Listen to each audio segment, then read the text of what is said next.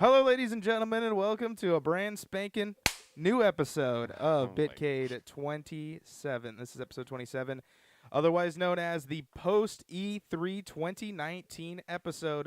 In the last episode, episode 26, we did all predictions on what will happen in E3 of 2019. Whoa! We are now at the end of it. It is all over, and now we are going to go back and see what all the conferences did and see who came out on top. And then, after all of the parts are out, in part three, we will see who was the best of E3. And after each of the conferences, we will actually pick which ones we thought, what was the highlight of each conference, and then battle it out to see who gets it.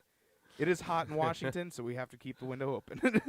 All this equipment makes everything boiling hot. Oh God, yeah. Anyway, my name is Ryan Amor, but joining me is, Ashton. and we are going to present E3 2019 to you. Here we go. In episode 26, we talked EA and Ubisoft first, and that will be the first topic. In the second topic, Nintendo and Square. In the third topic, Xbox and Bethesda.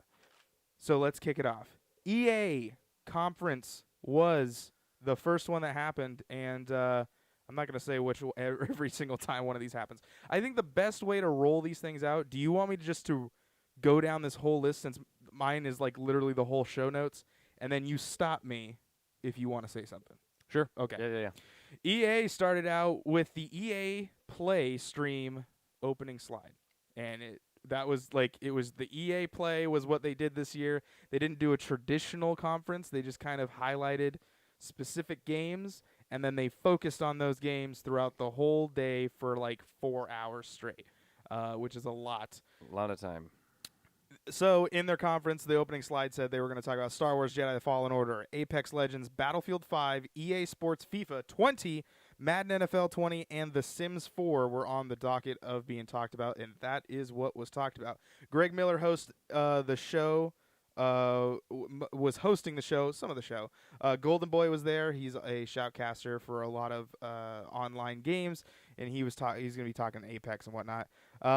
So you kind of got the feeling that they were going to focus on a lot of online personalities that were going to be hosting a lot of these shows. Let's see here. EA kind of set up EA Play as like booths, and then they had a big live stage where you could see the presentations. Yeah, it was like all outside. Yep. First game they talked about was Star Wars Jedi: Fallen Order. I didn't know how that was actually written out until this happened. I thought that was interesting that they were calling it that. Yeah, I mean, yeah. So we got 15 minutes of gameplay. They said 15 minutes of gameplay will be shown. Single-player action adventure game post Order 66 was what they were saying. Yeah. We got a 3-hour into the game, unedited gameplay. We got to see that a little bit. And that level took place on Kashyyyk. Now, how do you feel about we're going to Kashyyyk, where the Wookiees are being enslaved? Well, I mean, we're freeing them, Yeah. in the mission. So I mean, we're at least playing a good guy. Well, we're not, my thing is like I don't think we've seen post episode 3 Kashyyyk. Unless in Rebels they did something. I haven't watched Rebels, so I don't know. No, I just I'm thought it trying was to think interesting. back to some of the Star Wars games, and I don't think we have. Yeah. Unless actually, yeah. Force Unleashed. Yeah, but that's not canon anymore. So Well, I'm talking about this in canon rolling. Speaking of Okay. rolling, we actually got a roll of an Xbox gameplay trailer. It was that was the trailer. It said "Woom." We also look at what seems to be the main menu of the game when they showed the little part of it. So we got to see a little clip of that. Nothing special. It just looks pretty simple main menu, kind of like how Destiny has their menu set up. It's pretty linear. Click this, click that. Here's the game. It was all alpha footage, but it loaded pretty fast. So I don't know if that was it edited. Looks pretty good. Yeah. I mean, it was a little smudgy here and there, but I'm but I giving mean, it the for benefit of the doubt. alpha, that's what we were gonna be expecting. I mean, it looked a little bit more gritty than Sure. than the rest of the franchise. I'm down for a little bit of a less glossy, pristine look like Star Wars Battlefront games have. This one just looked gritty, like you're getting down in the shit and you're just getting work done. Like that's the vibe that I was getting from the game. Okay. We did get confirmed that it is in third person, as we saw in the gameplay Yep. footage. I'm really happy about that because I was like, how are they going to do a first person one? But we are getting third person, and I'm okay with that. We got some platforming style gameplay, which is a little Wall running and yeah, whatnot. wall running, which is a little bit Titanfall esque because it is Respawn, so you got to see a little bit of some elements that Yeah, but it Respawn seemed likes to put in there, the wall running and the yeah. climbing and things like It did that. seem a little bit more realistic because there is you can tell gravity's playing more um with the wall running because you're going down pretty quick, trying to keep your momentum. It's not like Titanfall where you're just going in a straight line. You're not losing any sort of distance by how far you're running. Like you're going down quick. You got to make this like a quick maneuver so it's not too overbearing. Yeah, we also got to see Forrest Whitaker's character that was in Rogue One is making his return in this one as well. Um, you get a droid that rides. I said you get a droid that rides you like how Pikachu does in Let's Go Pikachu and Yeah, Eevee. that's true. Yeah. He's a little more center of the back because he kind of fits in this little backpack thing you have, but nevertheless, he kind of rides with you and helps you out. Yeah, he's like he's pretty cool little droid as Uh, holograms out. we do see the lightsaber being used as a light source, so kind of like Lara Croft style. When he walks into the dark, he Oh kind of yeah. he just holds it up like a light source. That was the first time we saw the lightsaber. He is wielding a blue lightsaber, so that's kind of interesting. So he is going the old blue route. We see some fighting with some stormtroopers. So as stormtroopers do, they get killed by Jedi. Um, the little droid you have will open locked doors because I guess that's kind of what he does. It's kind of his thing. Um, is there any notes that I'm missing so far? You liking? I mean, I mean, feel free to jump in no, whenever you want. Whenever you want to jump in no. here. I mean, that pretty much covers it. I mean, Okay. other than I the do cool have more little notes on it too. droid. So Yeah. You do have. Oh, there are some last kill animations. Kind of how like what else has oh that? yeah. Gears does that. Does God of War do that? God of War does that. God of War does Yeah. that. Yeah. So there's kind of that, and they were very cool. We I also forgot get to about that. see some exploding bee creatures, which I kind of like how we're getting introduced to some like some other types of life that are happening in the Star Wars universe. That was kind of cool. Saw some big ass spiders. Speaking of other creatures, you can freeze bullets just like how Kylo does in Force Awakens, and it looks badass. There was one time where they showed you froze a bullet. Well, so the stormtrooper shot it. He froze the stormtrooper, froze the bullet, took the stormtrooper, pulled him in, and then threw him into the blaster. And I Oh was my like, god. "Damn, that is wild." We gotta see some class. So I guess classic abilities that can be achieved with skill points. So you earn skill points throughout the rest of the game. You unlock them as you progress on, and you get to be more badass towards the end. Um, they introduced a Purge Trooper, which I guess is a new trooper that is introduced in this game, and they created it for this game. It is canon, but it is created for this game. BD1 is the name of the little droid, and it is BD1 is Buddy Droid 1. Wow. Yeah. Okay. Also, they did mention that all this is Star Wars canon, so it is officially in Star Wars canon now. And Greg asked, past Star Wars games allow you to choose if we are light or dark, and they give us that choice. And then Stig said, that, well, like, will it offer this choice? And the creator said, no, there is no choice. It's a linear it's story. pretty. And they said more will be at the Microsoft conference. So that is that. I'm gonna let you take Apex since this one was pretty Yeah. much your realm here. It's more kind of cut and dry. I mean, they're introducing a new season with I think one or two new legends. One was shown. One was shown. So the one that was shown was the support character who could put up these electric defense grids, kind of like Tesla coils, and you just put them around everywhere. They're like an electric gate. They're pretty sweet. And then there was what was their other ability? The regular ability. So Watson is her name. She is the 10th official legend. They show a comic art style. She's French. She can set up an electrical fence. After she finishes the fence, she does this little happy clap of approval. I don't know if you noticed that. Yeah, yeah. Her style is inspired by electricity, which you can see the little Tesla coils, like you were saying. Watson and her father created the ring around Yep. Apex Arena. All the legends know who she is because she grew up around the arena. Yep. You can place up to 12 nodes, which I was like, That's a that's a lot of nodes. lot of I nodes. feel like that might get nerfed over time. Yeah. Um, When your team runs through it, though, what happens? Do you remember what happens? I don't remember The what fence happened. goes down. So you got to be careful when Oh, I your did not crew know is just that. running through I those must have things. missed that. Yeah, so when your team runs through the fence, it actually goes down for a second.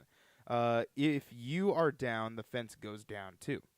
Damn. So keep that in mind. She had an ultimate. I just couldn't remember what it was. I said if enemies run through the fence, it pings the whole team. That was another thing. But yeah, she had a couple other abilities. That was her main one though. Yeah. That I only wrote about. It's pretty cool. They also said that they are going to be introducing, I think, a new weapon. They said they're also going to be. You know where that weapon's from? No, From Titanfall 2. that's pretty sweet. Yeah. So They also said they're going to be introducing more lore elements, so you can actually get a grasp on the actual story behind Apex Legends. They showed like this big Cthulhu-looking ass guy with a huge eye, and they didn't tell us anything more. They just kind of just showed us that little bleep, that little blurb, that monster, and just, yep. Something's coming to the arena. Is Look what he forward to said. hearing more stuff about Apex soon. Now I want to know, how do you feel about the battle pass, the new battle pass? I mean, the first battle pass really sucked. I want to be honest. That's how most people felt. Like I purchased it just because I was super into Apex at the time. I've kind of since fallen off. The battle pass to me was not worth it. Now they did say they It's bumped up. They're bumping up the level to level 100, yeah. and it's a lot faster to level up now. There are a lot more skins, and there are 4 legendary skins in the battle pass. Well, I think it's level 100 is already current. Oh, that's what they said there. Oh. Oh, leveling to level 100 is a lot faster. Yeah. That's what it was, not the max. My bad. What do you feel about the elite queue? Oh, I mean that's cool, I guess. Can you explain that for the listeners at home that didn't catch the that? elite queue is if you place in the top 5 teams and you then get ranked, you get placed in the next match that you're in with other people who also ranked top 5 in their for their team, and you just keep going on and on and on until you lose, and you're not in the top 5, and then you start over. But I guess I don't know how, because it's out already. I don't know if it gives you like an XP boost or what. There are it just special seemed- skins I think you can only unlock there's through special the elite skins. queue. Yeah. What about ranked mode? How'd you feel about that? Ranked mode is cool. Bronze to Apex Predator is the is the things that they got going on there. I mean, ranked would be cool. But again, to me, it's not adding more content to the game. They're just tweaking things. I'd like to see more content. Like, I'd like to see the map change at least, or if even better, give us a new map entirely. Give us a new arena. Because the game isn't doing great right now. As you can see, like sales after the first week, that game is not done well. It plays well. It's a great game. It's stale. Mm-hmm. Stale. Well, hopefully they can pull that one out. That is Apex Legends. Next one they talked about was Battlefield 5. And we got some new maps that are going to be introduced in the upcoming months. We got Marita, I believe is how it's pronounced, which is the Battle of Greece. It's more of a one end, and then everyone meets in the middle, and it's kind of more of that kind of thing, like a one road kind of map that Battlefield tries to do. They said that the upcoming maps are all trying to be a little different for Battlefield 5, so it's gonna be a little interesting how they I do think that. one shaped like banana. Yeah, it's like we'll get to that. I think no, this one might be that one. It might be because it was more tropical. No, this one's more.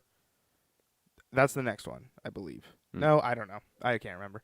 It's been a it's been a couple days. It's been a long week. And that one is coming in July as part of Chapter 4.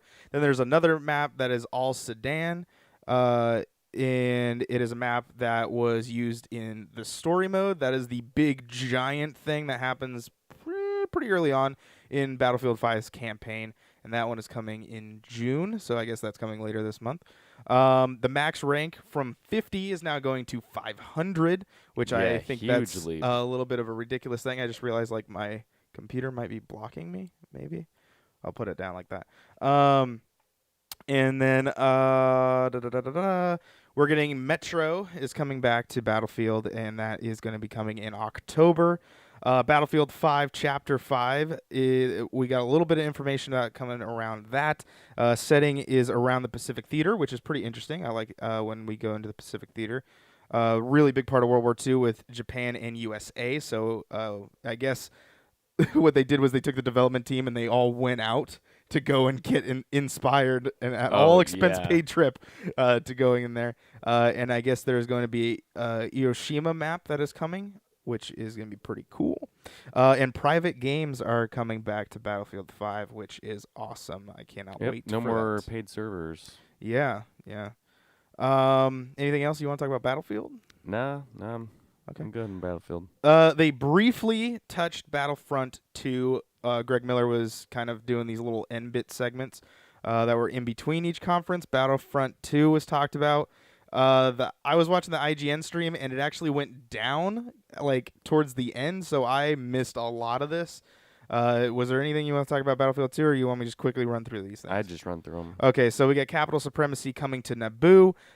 We got the Separatist. Oh, yeah, this is the Separatist droid cards are coming to Battlefront 2. We got some new skins, more Clone Wars updates. We have a new planet coming, and more is coming in August. That is all I got. So if I missed anything, blame IGN because I kind of watched the rest of the stream. Anything you want to talk about Battlefront 2? Nope. All right. Next one was FIFA 20.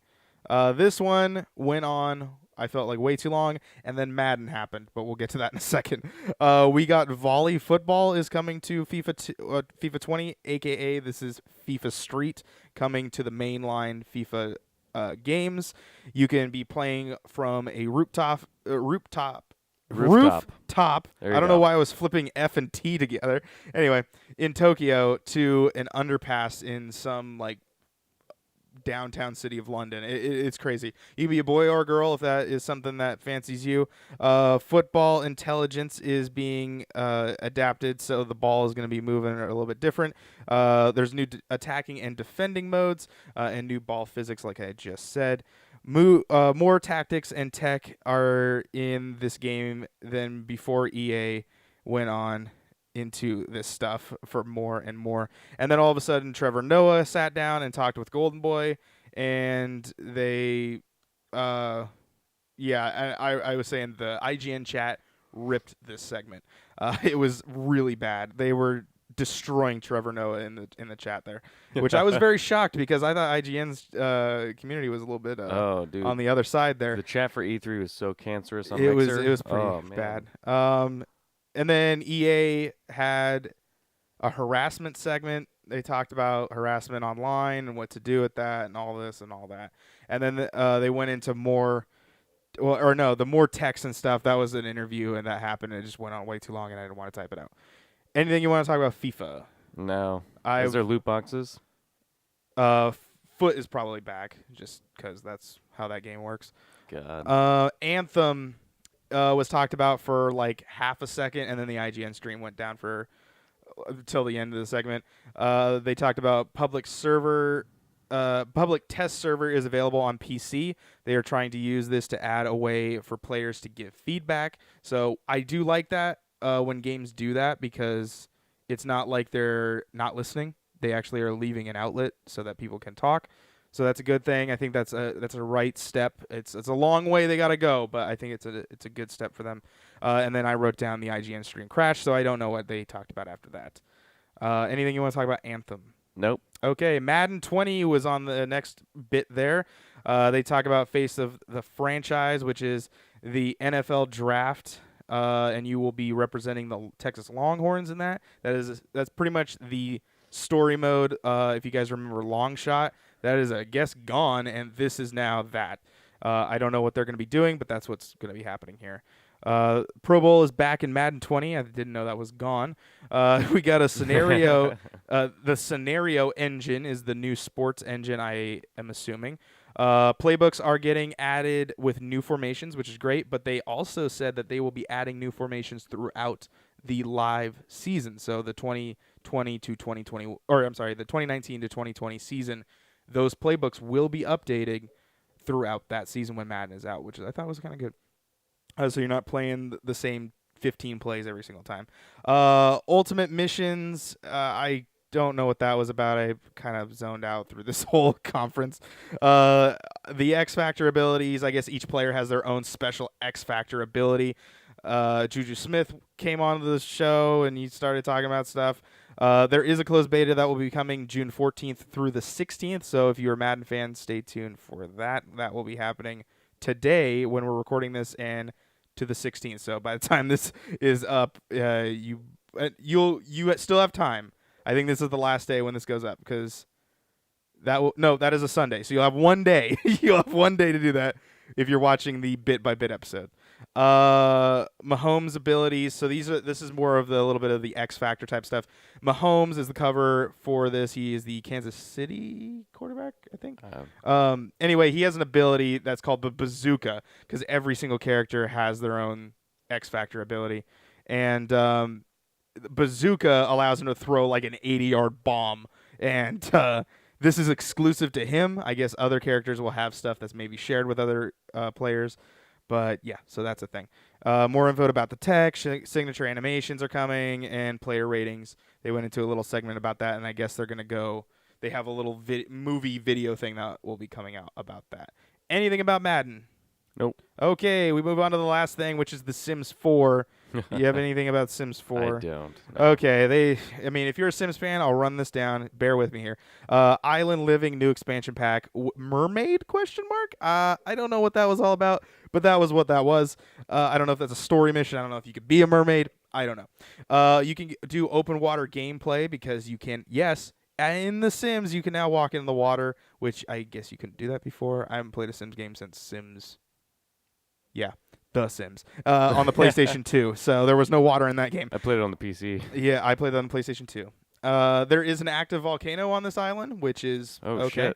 Shit. They do have aqua zips, which is their version of a jet ski. So they have it, and much more. And then I kind of skimmed through all this stuff.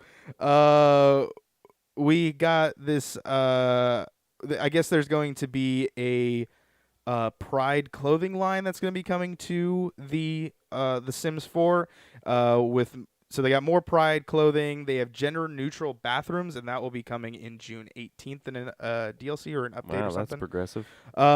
They also have more Sims live, like real life clothing because they have a clothing line. I can't remember. I don't know how to pronounce this. I'm not gonna butcher that. They have a clothing line. The Sims has a real clothing line. There's more coming. So if you like that, that will be coming.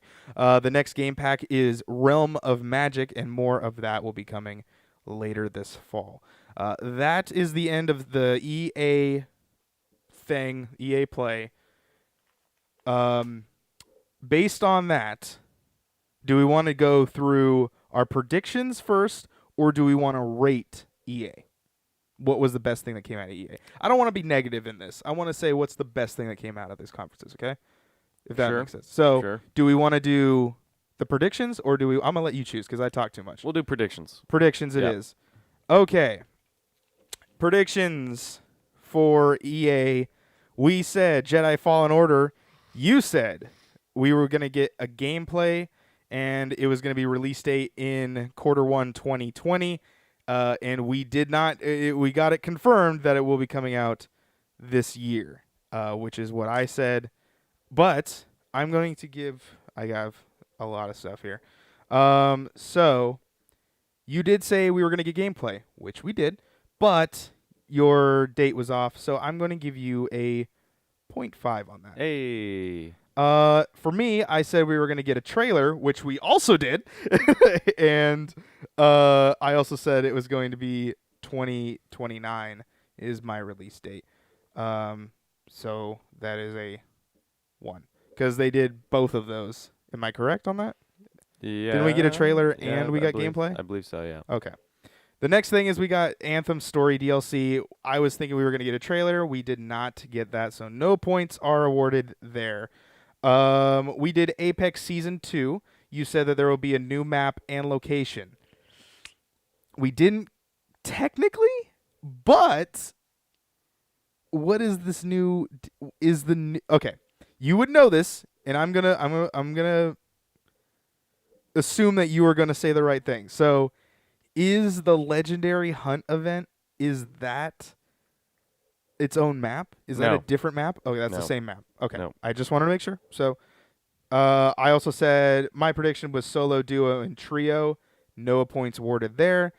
FIFA 20, I said there was going to be a new career mode. Technically there is, but there's no Alex Smith. Oh, actually, no. I am thinking Madden. That is my bad. There is no points awarded there. They did not talk about a new career mode.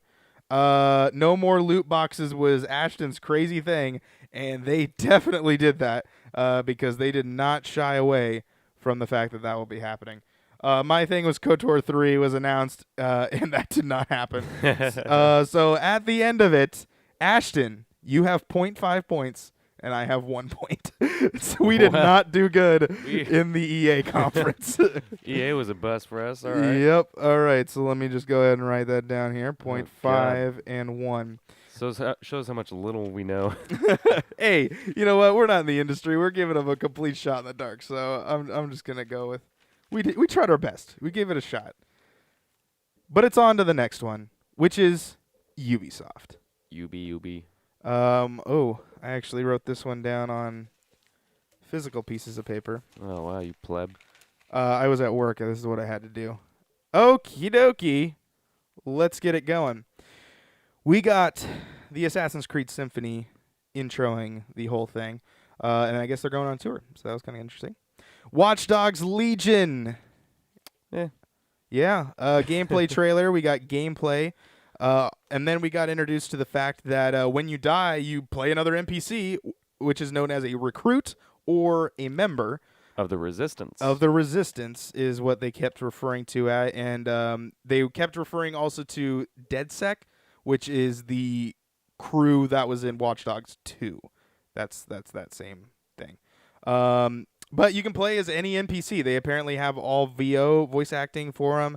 Every NPC is playable apparently. Even the old lady that sits in the park. That seems Feeding to be the birds. that seems to be a fan favorite throughout E3. They kept was showing awesome. that. That was pretty cool. And when she wears her mask, because I guess everyone gets their own mask for when they're like sneaking into places, and she was wearing like a gas mask sort of thing.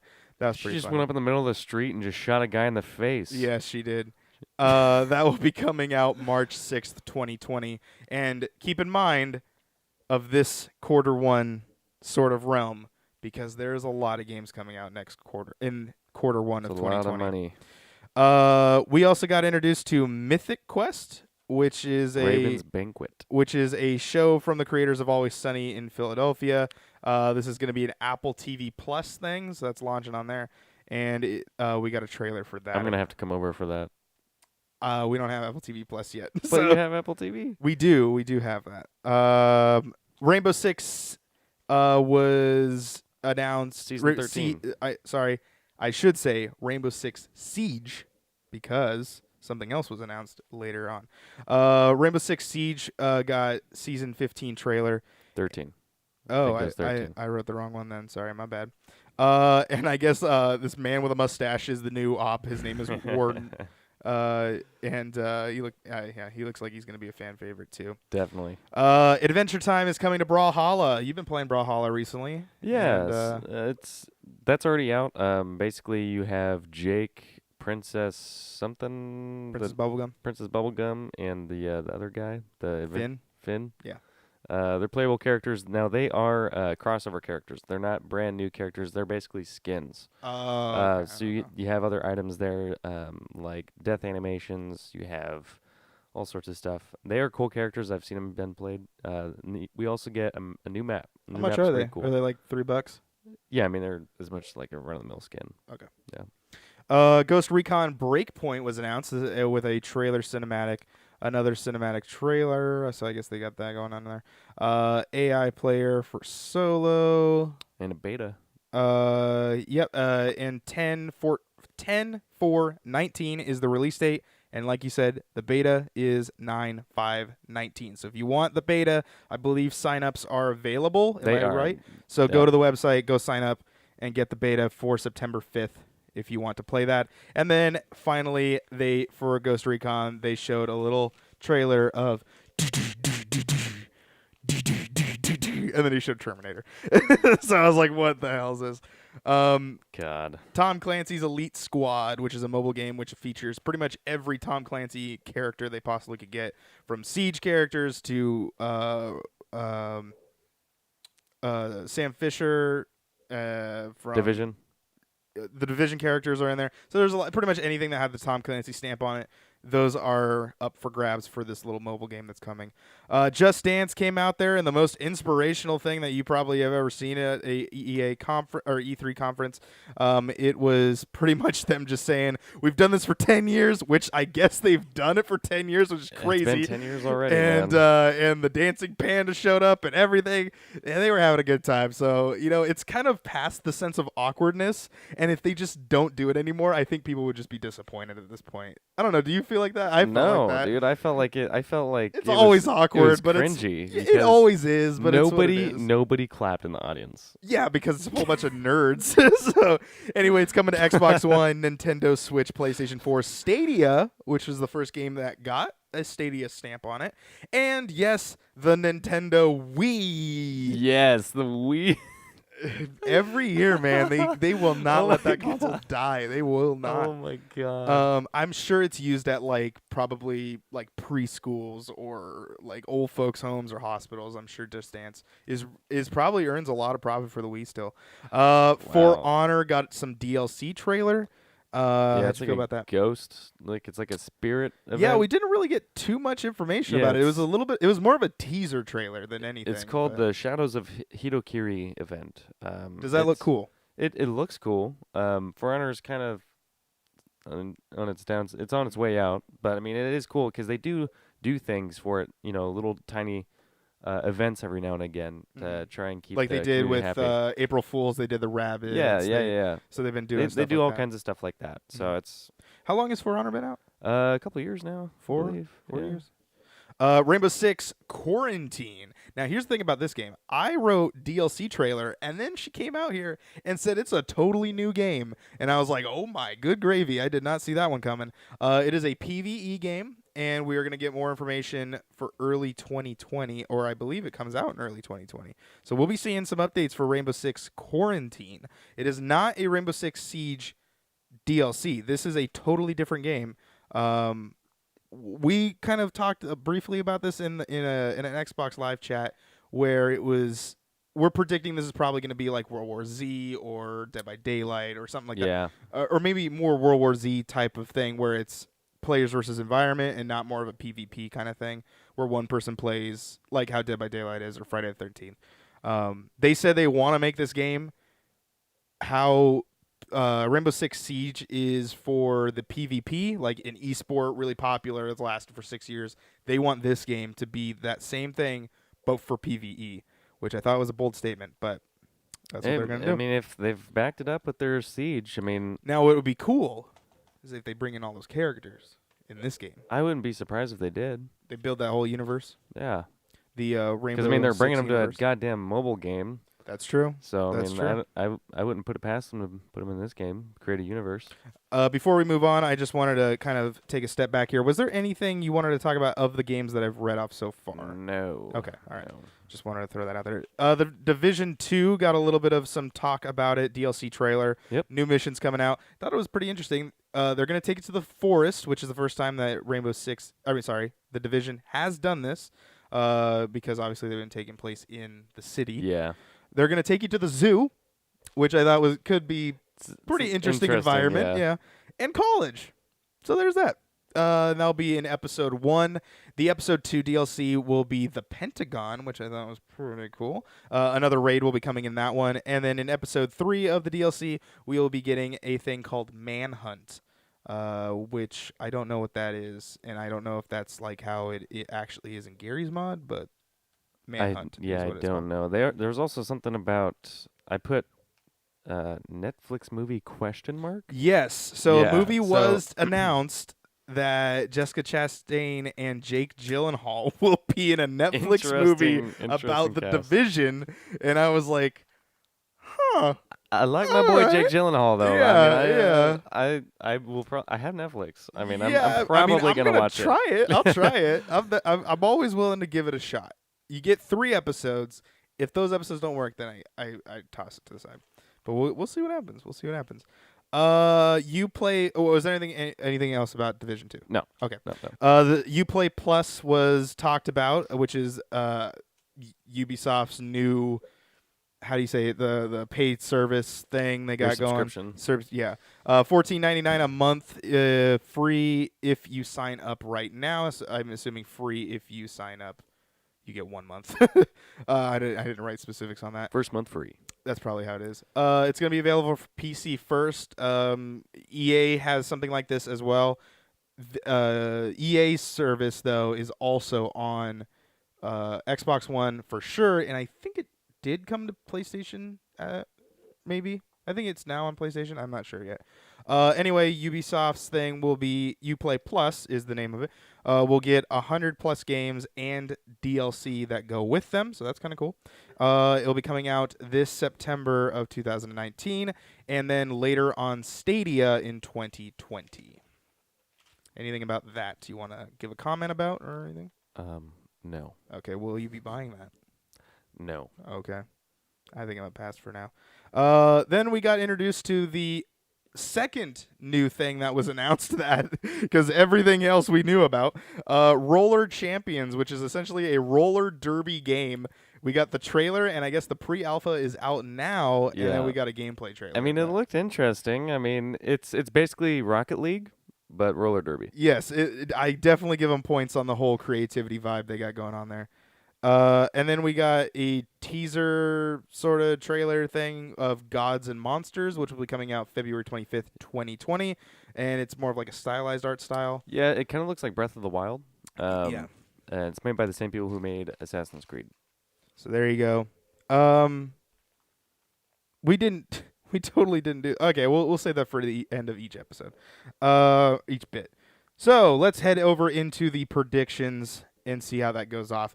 Ubisoft Assassin's Creed is something that you were saying. You said we're going to get an in-engine trailer, and we did not get that, unfortunately. No Assassin's Creed at this Ubisoft, which I thought was interesting because even when they didn't have an Assassin's Creed coming out, they still showed a trailer to whatever was coming out next. Beyond Good and Evil, I said was going to get a release date 2020, and Stadia was going to get mentioned. I am not going to give myself points for this because at all. I was going to say maybe a half point is maybe debatable because I said Stadia would get mentioned, but I specifically said it for the Beyond Good and Evil 2 announcement, so no points awarded there. Bummer. Ghost Recon, you said in-engine trailer winter 2020. We did get an in-engine trailer, didn't we? I believe we did. Yeah. I threw all my notes on the floor. Yeah, we did. We did. But it is coming out this year. So half a point. half a point is awarded there. Ashton is now tied with me. I said we were going to get a trailer. Oh, God. Now I have to actually bend down and get this. Oh, God. I got it. Okay. I said Ghost Recon. I said it is the trailer and the release date was going to be in October 2019, and it is coming out in October 2019. So we did get a trailer. Wait, what kind of trailer did we get? We did get a cinematic trailer, and then we got another cinematic trailer. But the other, yeah, so is that a full point? Yeah, that's a full point, absolutely. Okay. You said there was going to be a Rabbids game, party game, Switch exclusive. That did not happen. Nope, did not. No Rabbids were mentioned at all. My crazy thing was going to be Splinter Cell, and we were going to get a co-op, and it was going to be announced for 2021. That did not happen. So if we look at the score currently right now, I am sitting at 2, and Ashton is sitting at 1. Okie dokie. Yeah, that's how that works out. Before we end this part, what was the best thing from EA? Well, so the thing I'm most excited for is the Apex Legends, because I do play that, but I do feel like they're doing some pretty cool stuff with Battlefield 5. You know, what they're giving you a roadmap of what they're going to be having going on throughout the year for the game, so you know what's going to be coming, which is going to mean a lot to all the fans. Apex, I'm excited to explore some of the lore, maybe play around with the new legend, and can't wait to hear what the second one is. So both of those I'm pretty excited about. I'm also going to add Jedi on there, just because I thought they gave us all the right information that we need. No spoilers. There was enough to tide me over until the game comes out. The game definitely looks very interesting. It looks very Force Unleashed sort of vibe to it. Yeah. Which is fine, which is totally fine. It looks great. It seems like it plays great, and I guess they said depending on how good you are is how cool of the actions that you pretty much can do, because then you start doing all these different combos and stuff like that. So that's pretty cool to feel like you could have somebody over and then you just show off and be like, watch this, bring him over, throw him over there, kind of thing. I did also like how the enemies were fighting. If you noticed, the what do they call that? The name of that, the Purge Trooper with the little like buzz, like thing. If you try to pull them forward, they will actually stick their little staff into the ground, and it will drag them forward, and then they'll feel the force still, and then they'll let go and point it towards you, and you got to roll out and dodge. I thought that was kind of cool that they have these like defensive There's sort some of pretty moves good to 'em. AI. I mean, looking at this game, Yeah. So it's some pretty cool stuff. I'm not gonna add this to the best thing. I thought it was an honorable mention. I'm sorry, Anthem. I just wish there was more to it. So that's why I'm not adding it to this list. But they did mention it, and they are working on it to make sure they're not giving up yet. So that's just an honorable mention. It won't make it to fight it for this list. Come on, BioWare. Ubisoft. What are some cool things that Ubisoft announced this year? I mean, I like the I don't know. It's hard for me to pick something because I mean I'm not playing a lot of Ubisoft games right now. Mm-hmm. I am interested in the Gods and Monsters mainly because it looks like Breath of the Wild. Huge fan of Breath of the Wild. Cool that they're honorable mention For Honor. You know, it's cool that they are still keeping up with their community. I'm also kind of excited about that show. Interesting. So the Always Sunny one? Yep, the Always Sunny one. Yeah, that one definitely looks interesting. Just writing down that, and then the Always Sunny. I'm gonna say also Rainbow Six Quarantine. I do like how they're moving on that franchise. They're not just gonna they are making the game, but it's a game that isn't going to destroy Rainbow Six Siege. So they're gonna still update that. It's a different beast. Yeah, but they're making another. Yeah, essentially a second head to this maybe possibly Hydra that might show up later. But it's so far I do like how Rainbow Six Quarantine. I'm very interested in that. So that is my thing. Maybe an honorable mention towards to Ghost Recon Breakpoint. I'm not totally sold on it. Ghost Recons can kind of be hit or miss. I've played a lot more misses of Ghost Recon than hits, but I'm definitely interested in the story that they got going on for that, so it gets an honorable mention. That is my thing for that.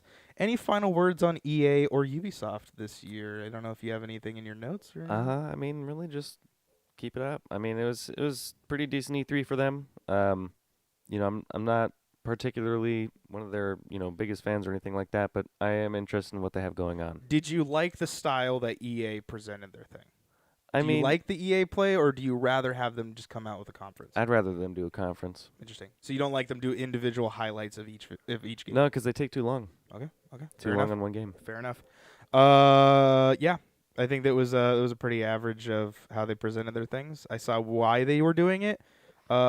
But I probably agree with that. I do definitely prefer the bigger grand production stages, but I understand why they did it though. But we're moving on to our second topic, which is Nintendo and Square Enix. These were quite some interesting conferences. Yeah. So let's start with Nintendo. Let's start with a big guy here. Let's start Sure. with the one of the three heavy hitters in gaming currently, which is Nintendo. We got a Smash Brothers cinematic, which we're introducing the hero from Dragon Quest XI.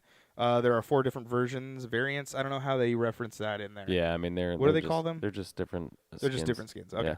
That is coming summer 2019, so stay tuned for that. No release date so far.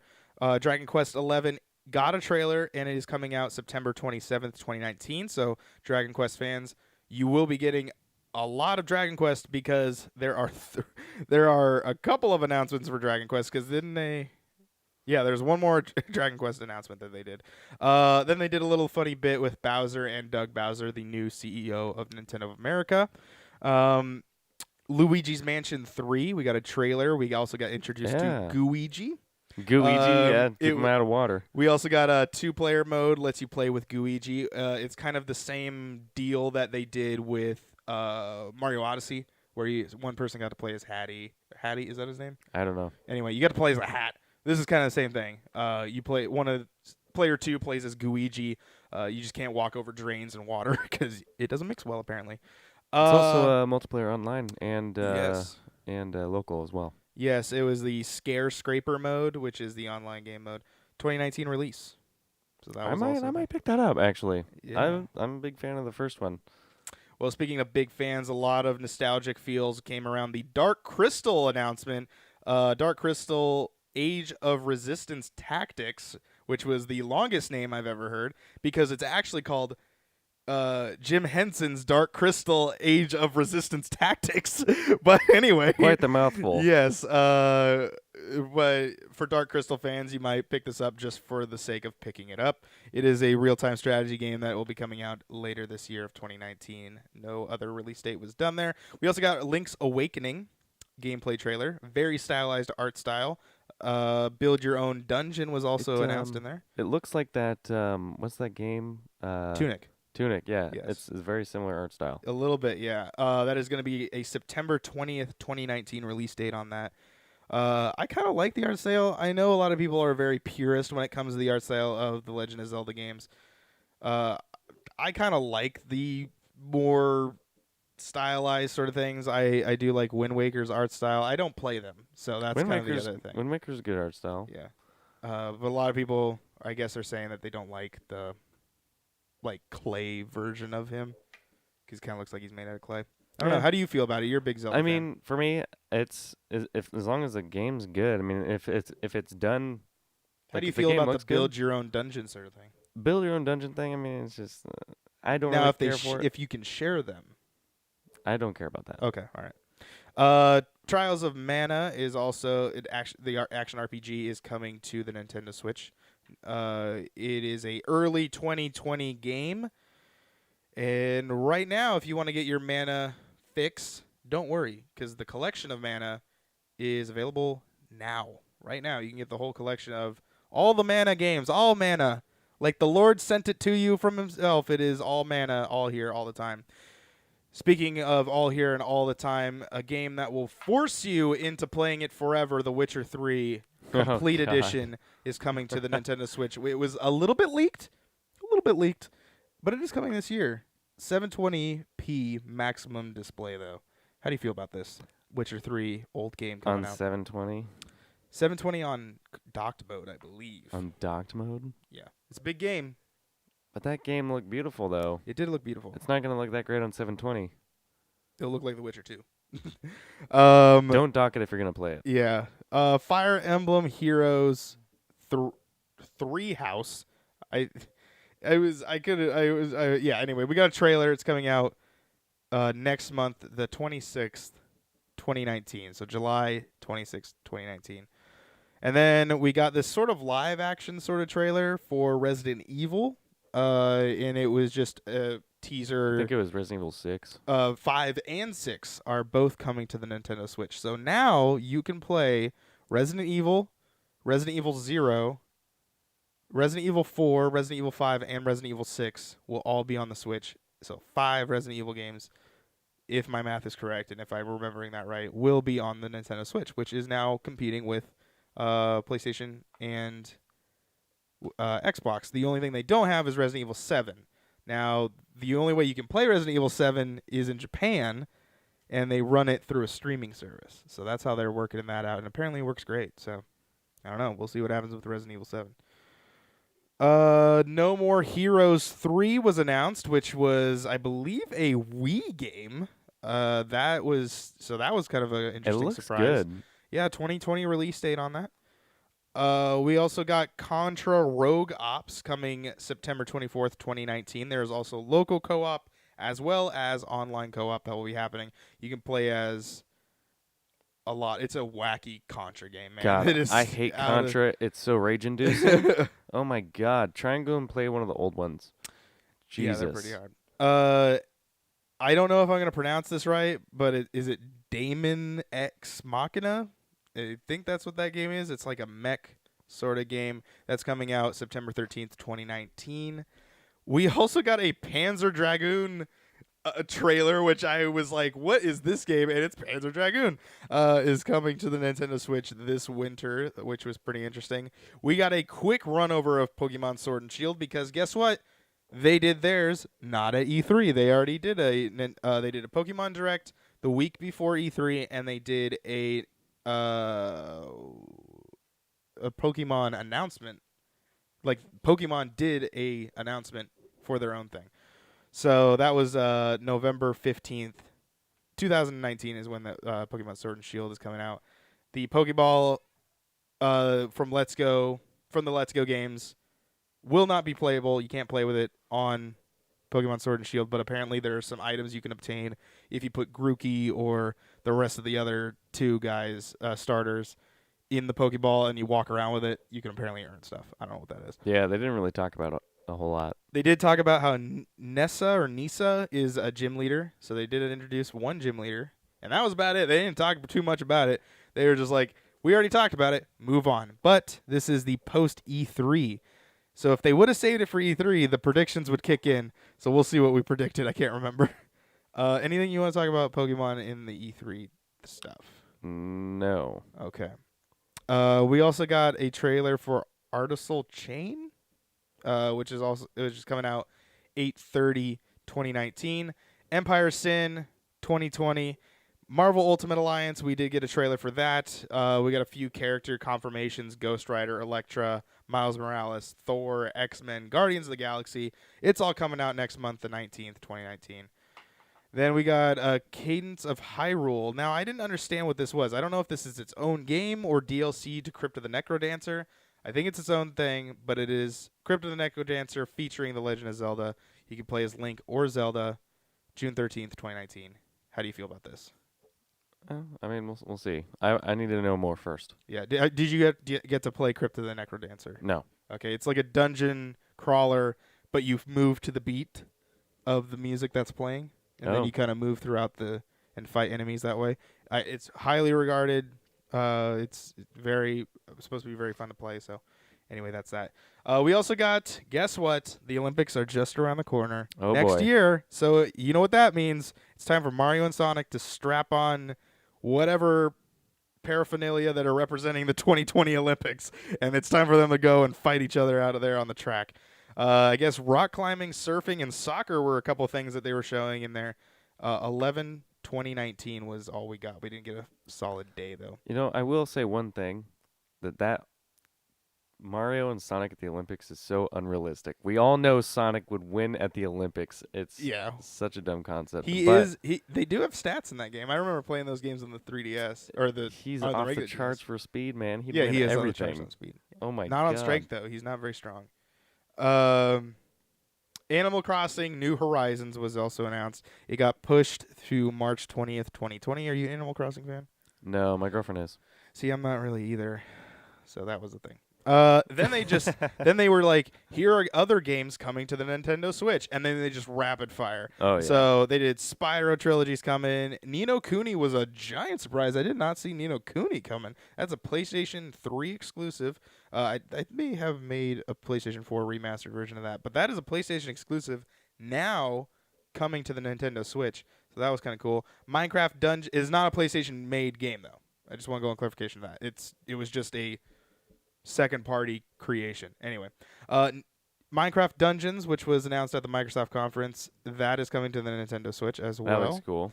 Elder Scrolls Blades was announced at the Bethesda conference. That would be coming to Nintendo Switch. My Friend Pedro, Doom Eternal, The Sinking City, Wolfenstein Youngblood, Dying Light, Alien Isolation, Dragon Quest Builders 2, Stranger Things 3, it's this 8-bit arcade thing, Just Dance 2020, Catan, Super Lucky's Tale, which is an Xbox-made game.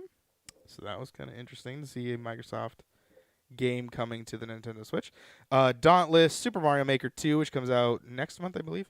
Oh, does it? Banjo Joins Smash was the big giant release thing, which if you guys tuned in a couple episodes ago before our pre-E3 episode, Tyler joined us and we talked about I'm getting emotional about it. We talked about what characters we want to see in Smash, and he full on predicted it. He said Banjo and Banjo Kazooie would be joining Smash. So that was pretty cool.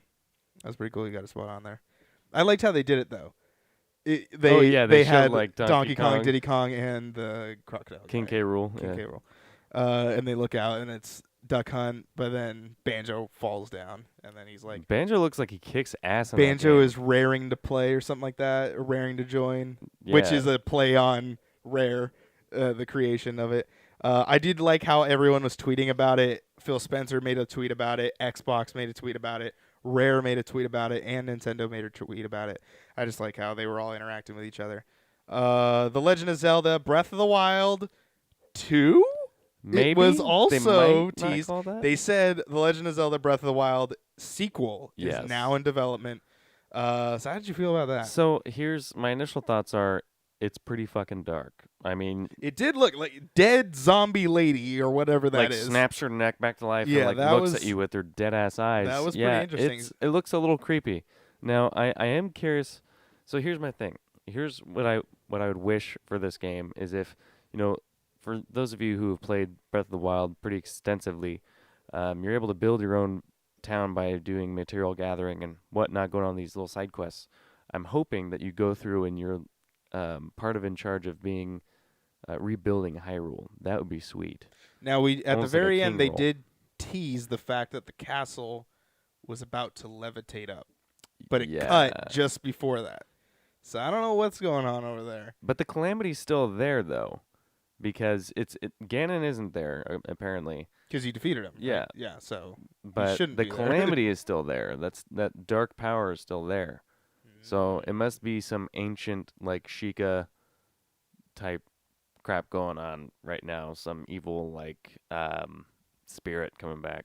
So let's go through and see how well we did. We said that there would be a Nintendo Switch 1.5. You said fall 2019, and we would get one model. I predicted that there would be two models. Low end would be $199, and the high end would be $299. There was no announcement of a Nintendo Switch 1.5. However, Wall Street Journal just reported I don't care. But go ahead. that through supply chains or whatnot, in Southeast Asia, there are two productions of going on for the two different Nintendo Switch models. So we might see one next year. But nothing was confirmed or denied during this Nintendo Direct. Luigi's Haunted Mansion 3, you said we would get it on the Switch, and we would get a logo. You did, in fact, get that correct. But here's the other thing. We got way more than that. Yeah, a lot more. A lot more than that. We got gameplay. Yeah, so how do you feel about Luigi's Mansion Haunted 3? I So, think we talked about it briefly here. It's in the very rerun. different from one. I didn't play 2 because I think it was only on like the DS or 3DS, something. yes. Yeah. And that was like really recently, right? Yeah, it was like last year ago? Yeah, Yeah. maybe I not got it even for that. Sky, but she never played it. bitch. Anyway, but the She first doesn't one, watch this show, so you can say No. whatever you want. plus, I mean, she just laughed. Then yeah, it's very different from how the first one plays. Back on like the GameCube, it looks a little different. You still get like different abilities though for your vacuum, but it's like very. You have like a plunger. You can like rip off doors and shit. Yeah, I did like the new tech that's coming in there. That Yeah. looked pretty cool. It looks pretty interesting. And that you can fight the ghosts a little bit. You can whack them. Yeah, you can throw them into each other. Kind of like a Ghostbusters. If everyone played the Ghostbusters video game that came out on 360 and PS3, it's kind of that where you gotta like slash them down and get them tired, and then they'll like get sucked up, kind of thing. Pokemon. Yeah, I kind of got screwed out of this one. Because we did our pre E3 before they even announced the Pokemon Direct and the other one. So what my prediction was we were gonna get a release date, which was gonna be in December 2019.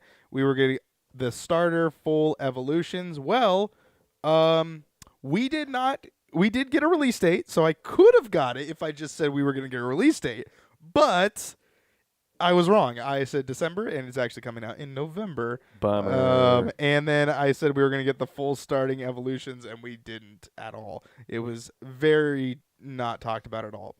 I also said Metroid 4 was going to get a trailer, and it did not make an appearance whatsoever. I wish. My God. Octopath 2, I was going to say that was my crazy announcement, but nothing happened with Octopath as well. And then I also said Shinigami Tensei was going to get something, and it didn't happen. You said Chief was going to go in Smash Brothers. That was my crazy prediction. And it did not. Oh, did man, not that'd be happen. tight. Your last one was Nintendo Cross Xbox. Now, Nothing. I'm almost willing to give you a 0.25% out of this one. Why? Okay, if you don't want it. Well, explain it. Because there are crossovers that did happen with Microsoft. Banjo, Super Lucky's Tale, Is that in Microsoft? and Oh, it is because Rare. Okay. yeah, and Minecraft Dungeons are all three things that are coming to Nintendo. True. So I'm willing to give you a 0.25 Okay, I'll take it. because it's very vague, but that's what's going to happen. So if we go back to the score here, Ashton has 1.25, and I believe I don't get anything out of the Nintendo conference. Nope, I don't get anything there. Bum bum bum. So it is now 2, me 2, him 1.25 is the score currently. Let's head over to Square Enix. Oh boy, do you like Final Fantasy? Great. Strap in, because there's 3 pages of this shit. Oh my God, Final Fantasy is everywhere. Oh man. Oh. Final Fantasy VII Remake was kicking off Square Enix's whole shebang. We got a trailer cinematic. It's apparently too fucking big for a Blu-ray disc, so they got to put it on 2. It looks amazing. Sure, it looks like the cinematics that were in the game originally actually look better than that. But it's just like, what? Why 2? Well, how is it that big? How Sway? How? You didn't get that reference. Nate did though. he gave me a thumbs up. We got real-time combat, which is good. I think that was it was a definite upgrade for modern JRPGs specifically. I know that can turn off a lot of people if there wasn't. We did get some gameplay, like full-on gameplay, which is pretty interesting. There are single button presses to switch characters, which I thought was really nice. I think that's really a good addition there. Combat gameplay, you got to see like a boss battle sort of thing. It was long. It was very long, but I know that for Final Fantasy fans, it's probably what they wanted. It is playable at E3, so maybe it might be playable at PAX. Oh. Maybe. We did get a long trailer with Cloud, Tifa, and is the guy Sephiroth? Is that his name? I don't know. Am I right on that? Do you know his? Okay. Oh, we got a shrug. Yeah. Pre-orders are available now, and I guess there's like a $325 edition of it if you wanted. Jesus. Cloud bike thing. Can you write it? Anything you want to talk about Final Fantasy VII? No. Okay. I'm over it after that conference. Yeah, that was about it. Just give me the fucking game. I'm tired of waiting. I'm done with it now. Life is Strange 2. We got a trailer with YouTubers / streamers. I think it was just more of like kind of an ad for the game that it's already out. Maybe it's wrapping up or it's done. Now. I know those games get a lot of people love them. A lot of people love those games. They're very emotional. I know that the first one does really well. Yeah, I saw am the first interested. one played through. I didn't see the second one yet. So. Yep, more Final Fantasy Krista Chronicles Remastered. Krista Chronicles Remastered Who's edition. I don't know. Anyway, there's a lot of Final Fantasy people that are probably like, "Come on, say the name right." I don't know, man. I wrote this when I was working, so Chill out, weebs. We respect it. We just don't understand it. hate comments directed to him, not me. Yes. I'm just trying to do this. I man. love them, actually. Octopath Traveler is now going to be available on Steam, which was I That's thought pretty cool. pretty interesting. Yeah. The Last Remnant Remastered is coming to the on the Nintendo Switch right now. You can get it right now. Dragon Quest Builders 2, they talked about that. The world is big. They kept saying that over and over again. Super big. You can ride vehicles, which I don't remember that being in the first game. And then water diving. I don't remember you being able to swim either. I think you drown. Wow. Okay. Multiplayer, up to three friends can join you on this Four journey. players. And it's coming to the PlayStation 4 July 27th. They didn't mention the Switch because Nintendo hadn't gone yet, and then Nintendo at their conference did confirm that it will be coming to their console as well. Dragon Quest 2. So if you're a fan of Dragon Quest and Final Fantasy, man, Square Enix hit probably your favorite conference of all time. Dragon Quest, I think it's probably 11. Maybe I think It's that's double 11. digits. I didn't write the Roman numeral. I don't know why I'm showing you. I didn't write the Roman numeral, and that's what messed me up. It's Dragon Quest 11. Normally I write the Roman numeral. I didn't do that this time. Coming fall, and we got a trailer for it. Yay. Circuit Superstars top-down racing game. I thought that was pretty interesting. It's like one of the old arcade style sort of racers. It reminded me of like Mario Party 7 minigame. Sure, it reminded me more of an arcade sort of style to it. It's coming out 2020. Battalion 1944 is an FPS online game. It is on Steam right now. Square Enix music is on streaming services. That was apparently enough for them to talk about that. That needs an announcement, apparently. Kingdom Hearts 3 DLC trailer. I couldn't see it. It kind of appeared and went away really fast. So, am I right about that? Maybe. I think, yeah. Final Fantasy 14 Online is getting its third DLC pack in I think 7 years. I don't know. It's called Shadow Makers, I think is what it's called. July 2nd, you get a trailer for that. Dying Light 2 got a weird trailer. No story stuff. They kind of didn't go into detail of that, and I totally forgot that was even a Square Enix game. Yeah, I did not even know that. So that was also that. It's very different for them. Outriders? That one is down here. Oh. They had some other stuff. I think I skipped some of the ones that I was snoozing through. Romancing Saga. Yeah. 3. Is that like a dating simulator? No, it's but what was weird is it's coming to PS4, Nintendo Switch, Steam, Xbox One, and PlayStation Vita. A PlayStation Vita game is coming out in 2019. I believe that's when these come out. Saga Scarlet Grace Ambitions is Switch, PlayStation 4, Steam, iOS, and Android, but no Xbox. I think these games I was taking a piss during. Final Fantasy Brave Exvius. Oh, yeah, the Exvius, the Final Fantasy shit again. Yeah, War of the Visions, I believe is what that's called. Yeah. And then we got Outriders, cinematic trailer, summer 2020, from the guys that brought you Bulletstorm and Gears Judgment. So it's, Gears Judgment story was good, but its gameplay was trash. And then Bulletstorm the gameplay was good, but the story was trash. So hopefully they can maybe they'll get it right. Come on, People Can Fly. You can do it. You can get this one. That's their company name. That's their studio. It is going to be a shooter. They did mention that. They said they always wanted to make this ever since they left Epic. So we'll see how this works out. Interesting. Okay. And then we got Onaki, I think is what the name of the game was. I don't know. It was a weird font, and I was trying to write it down. I couldn't remember it. And then they left off with Final Fantasy VIII Remastered is coming really soon. Hey, it looks worse than the 7th one, apparently. But Ashton, are you tired of talking about Final Fantasy and Dragon Quest games? Oh, boy, am I. Well, let's talk about some Avengers because that was talked about extensively. We got a trailer. We got confirmed that it will be an original game, which I'm totally Yeah. fine with. I didn't want it to be locked in with the movies. I wanted it to be its own thing, and I'm glad they're making their own thing. It will be single and co-op, so that sounds really cool. And I guess the setting is it takes place when they're trying to make the West Coast Avengers, which is canon, that is in the comics.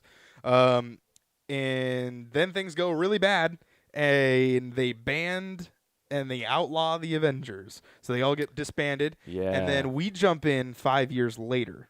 So that's what we're going to do it. I guess the beginning playable characters are Captain America, Thor, Black Widow, Hulk, and Iron Man.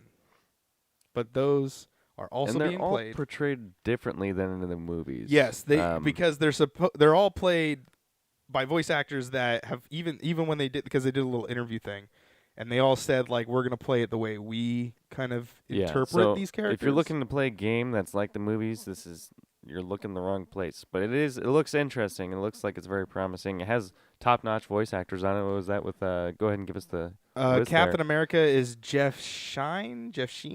I don't know. Thor is Travis Willingham. Black Widow is Laura Bailey, who plays also who's the girl in Gears of War? Oh, Gears 5. Fucking, I don't remember her name. I don't remember either. I don't remember the Oh the boy, I character can name. remember JD, but I can't remember her. Anyway, she's been a voice actor. She's also on Critical Role, I think. I don't know what that is. Okay, anyway. Troy Baker is playing the Incredible Hulk, Bruce Banner, and also, yes, the man, the myth, the legend, Nolan North is coming back, and he's playing Iron Man. It was kind of weird seeing the trailer because they did a little cutscene thing of Tony and Bruce, which is Troy Baker and Nolan North talking to each other. And if you look away from the screen, it almost sounds like you're listening to an Uncharted 4 cutscene. And then you kind of look back and you're like, oh, wait, that's not Nathan Drake, that's Tony Stark. So that was kind of funny to kind of, you got to. So you said that this Avengers takes place in the West. The West Coast Avengers. Right at the very beginning, they okay. mentioned San Francisco. So that's why Iron Man looks like a hipster. Maybe not. A lot of people said he looks like Batman. He looks like Bruce Wayne when he was on that like alcoholic binge. And I'm like, damn, that's bad. So yeah, they said online co-op. They said online co-op Up to 4 players. Yeah, up to 4 players. Story told over years. Now I was like, years in the game, and it sounds like years in real life. They are going to tell a story through years of DLC, which I was like, ooh, okay, alrighty, here Going we all go. in. I guess new heroes and regions are free DLC, which I was like, oh my good gravy. That is gold. That is just liquid No. gold. Before that, you're about to cream your pants for this one. No loot boxes or play to win in this game. Hands-on traditional gaming at its finest. Yeah. So you're not going to find this anywhere else unless the industry has turned around, but I doubt it.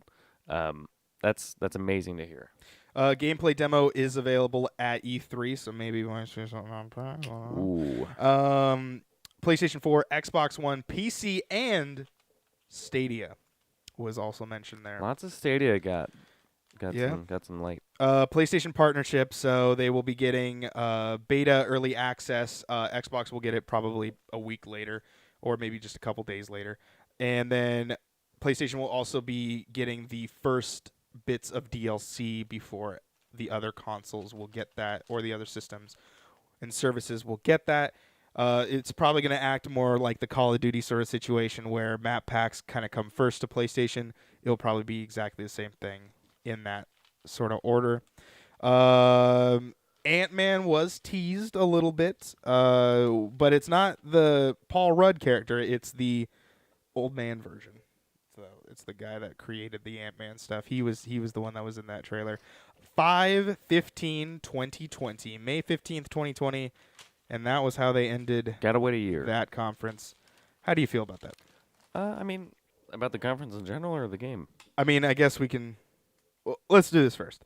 Final Fantasy Remake. You predicted September 19th or September 2019. I predicted November 2019. And when is it coming out? Uh, Oh God, I didn't write that down. Can you look that up? yep. I was pretty sure that was said, wasn't it? No, I don't think it may not have been announced. Final Fantasy 7? Yeah, Final Fantasy 7 release date. March 3rd, 2020. We were wrong. No points awarded. uh Final Fantasy 16 was your prediction, RPG style teaser trailer, but nope, no new RPG. They just talked about Final Fantasy 14, so no points awarded there. Dragon Quest Builders 2, I said would have VO cast for the story because I already knew that the game was coming out and the release date was already mentioned. They did not confirm that, so no points awarded there. You said a new IP, online game, and I mean, I Avengers. think you technically got that because, let's see, Battalion 1944 is a FPS online game that's available on Steam right now. But I think that was already out. yeah, you said a new IP that's online, which When did that game come out? I don't know. You'd have to check that one. But that would be the only reason you would get points. Avengers doesn't count? Avengers does not count because that is not an online game. You can play that single player. Oh. You said specifically an online What is this game called? Battle what? Battalion 1944. If it was released during E3, then you got it. See if I Ashton don't think it was. Let's see if Ashton can get the take the lead here. May 23rd. Nope. Sorry, bud. Yeah, because I believe they were already at like 1 million players by E3. Now mine was my crazy prediction was Avengers, and we would get a trailer, and we got more than that, and that's all I said. I said we'll get a trailer and gameplay, and I got that as well. I locked it in, so I take 1 point out of that whole thing. We did not do good this year. We did not do good, considering that. Well, we should have thought ahead because every E3 before the console launch is not going to be. Yeah, but I rich. mean, we didn't announce a lot. We didn't predict a lot either. We only predicted like up to 5 things each person. It was hard to predict. It was pretty like, hard. You didn't It was know pretty what they hard. were going to be showing or not showing. Okay, now it is time to say what was the best of Nintendo. Best of Nintendo. That's What are some good highlights from Nintendo? So I like the addition to Smash. That's cool. Honorable mention. It'll probably get me back into playing it again. That was an honorable mention? Yeah. Okay. I'm most excited for the next Zelda game being in development, the sequel, Breath of the Wild, not the other two. Because, yeah, I mean, now I have to hop back on my Switch, start streaming some more Switch games, get that 100% completed before the next one is announced. I'm sorry, what was the highlight from that? Breath of the Wild sequel. Breath of the Wild sequel. All right, Breath 2. Anything else? That's pretty much. I mean, Luigi's Mansion 3 would be awesome too. I'd like to play that with some friends. Okay.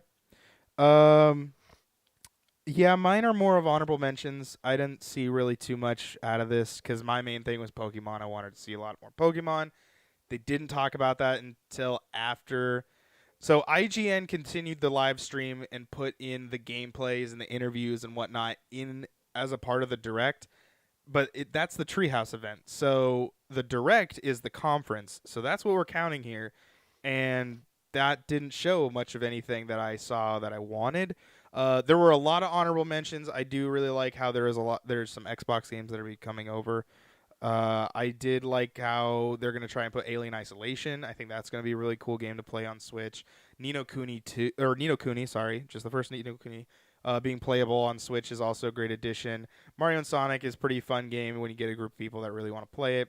Marvel Ultimate Alliance is pretty much just Marvel Ultimate Alliance just on the Switch, so I didn't really see that.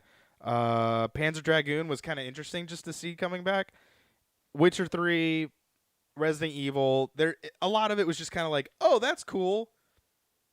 And that's it. That's kind of how I felt about it. I wasn't really too into it. Really? I think I liked where they came from, and they announced a lot of Zelda type stuff. They talked briefly about Pokemon. Their main thing was we're going to tell you that we're putting a lot of games on the Switch, and I think they made that goal predominantly great. So Yeah, because that was their promo at launch. They didn't have a lot of third-party titles. yeah, So I think it was good. It was a good direct, but it's just a lot of honorable mentions. Nothing really that kind of stuck out to me. But that's just my opinion. all right. Anything else you want to add to Nintendo? Nope. Okay, let's talk about Square. Anything that stood out for you at Square? I mean, other than the million Final Fantasy announcements they made, Life is Strange looks interesting to me. It's That is not, currently out. yeah. It's not the typical game that I would play, but I heard it's really, really, really good. Is that an honorable mention or a good highlight? That's gonna be a good highlight for Okay, me because okay, it's cool. it's getting me into a genre that I'm not even into. Yeah, it is a. If you like the Telltale games, you would definitely love the Life is Strange. Life is Strange 2 actually takes place in Washington, Yep. and the first one takes place in Oregon. So if you guys wanted to check those out, if you're Pacific Northwest fans. Anything else? Nope. I gotta say Avengers. I can't wait for that game. I think now that they added that star-studded cast, they pretty much took the stars of VO and they put it all in one game, just like how they did with the movies. I think they got a really good, even that just little tidbit of Troy Baker and Nolan North being Bruce Banner and Tony Stark. That emotional scene is only like 20 seconds long, but it's enough for me. I'm sold. I think it's gonna be third person. The trailer definitely hinted at a lot of that it's gonna be a third person sort of over the shoulder shooter type of game, or whatever you're doing. Probably with Iron Man, you'll probably be shooting, and with Thor, you'll probably be banging your hammer and whatnot. Yeah. Anything else that happened in that? I mean, not really. Not really. There's just a lot of Final Fantasy JRPG stuff, which I think is great, but it's just like there's. It's just more of the same. Yeah, Final Fantasy VII. You said is coming out in 2020, right? Is that what you said? Yeah. Yeah. See that to me, I don't see that being a highlight. I think that's just more of like more cock tease. So I'm kind of done with that. All right. I think we're moving on Let's move it. to our third and final topic. Let's do it. Xbox, Bethesda. Let's get to it, boys and girls. Bethesda was the first on that docket. Well, is the one I had written down on the thing here. Okay. Fallout 76 was the first thing that was talked about. There is a new update that is going to be called Wastelanders. Gameplay trailer for that, fall 2019, available. And yes, human NPCs are coming to Fallout 76. Thank God above. Wow. Full dialogue trees. Free for Fallout 76 players, and Fallout 76 is actually it was a free trial from June 10th to the 17th. That is over by the time you're watching this. There will be a new game mode called Volt 51, and yes, it is a nuclear. It's called Nuclear Winter, and it is a battle royale, 52 player battle royale. It's building and nukes. And it's free for players. They're really Fallout selling 76. Out. I'm gonna say though that honestly kind of got me hyped a little bit. I kind of wanted to play Fallout 76. Really? When this DLC comes out, with the human, because it's Fallout. They've now made an online Fallout, and they explained it in a very kind of like, hey, we had this plan the whole time, but it wasn't. I'm sure it wasn't. No. But they were like, you were. The beginning of the story is you're supposed to go, like, if you played right now, there's no NPCs other than actual playable characters. And how they explain that is because you've eradicated the whole area, you've made it now safer so that the humans can come back and try to do this whole thing again. That's their whole kind of explanation on why they're all coming back, like humans are coming back. Anyway, so that was Fallout 76. Anything about that? I mean, if it's still riddled with bugs, I'm not going to play it. So, fair point. The Elder Scrolls Blades was talked about. I mean, okay. Solo arena battles are coming. New Dragon Quest line, and it is available right now. They said it was available tonight during the press conference, but it is available right now. Arena mode PvP is coming, and Nintendo Switch is getting it. It is fall 2019. It will be coming to the Nintendo Switch. It is free to play. and it is cross-play and cross-progression. So if you play it through the Nintendo Switch, it will be appearing on your phone as well in the same place. How did you feel about Elder Scrolls Blades? It is available on iOS and Android right now. Don't care. I didn't care for it either. I played it day one, and it was broken. So that was a thing. Ghostwire Tokyo was also talked about. This had the Yeah. most, I gotta say, this had the most adorable woman coming out on stage to give this little presentation. She goes, and it's spooky. And I was like, oh my gosh, God. Yeah. who is this Very- lady and where has she been this whole time? She had like the most broken English, but she was so happy to be there. Yeah, she's definitely the incarnate of And who you want to see. surprisingly enough, at least in the Mixer chat, they were not nearly as toxic to her as they were to everybody else. Yeah, everyone, dude, people are like making memes about her in like the most nicest way possible. Yeah, everybody liked her. Yeah. Crazy. Ghostwire Tokyo, action adventure game, supernatural game, cinematic trailer, not a survival horror game. I for one am super excited for this. I think You it said looks not a survivor horror game? She said it was not a survival horror game. She said that. I don't know what this game is going to be, but it looks awesome. It looks crazy because it reminded me of War of the Worlds because the people are disintegrating. The only thing that's left is their clothes. It's like someone snapped their fingers. Oh my! No more Thanos memes.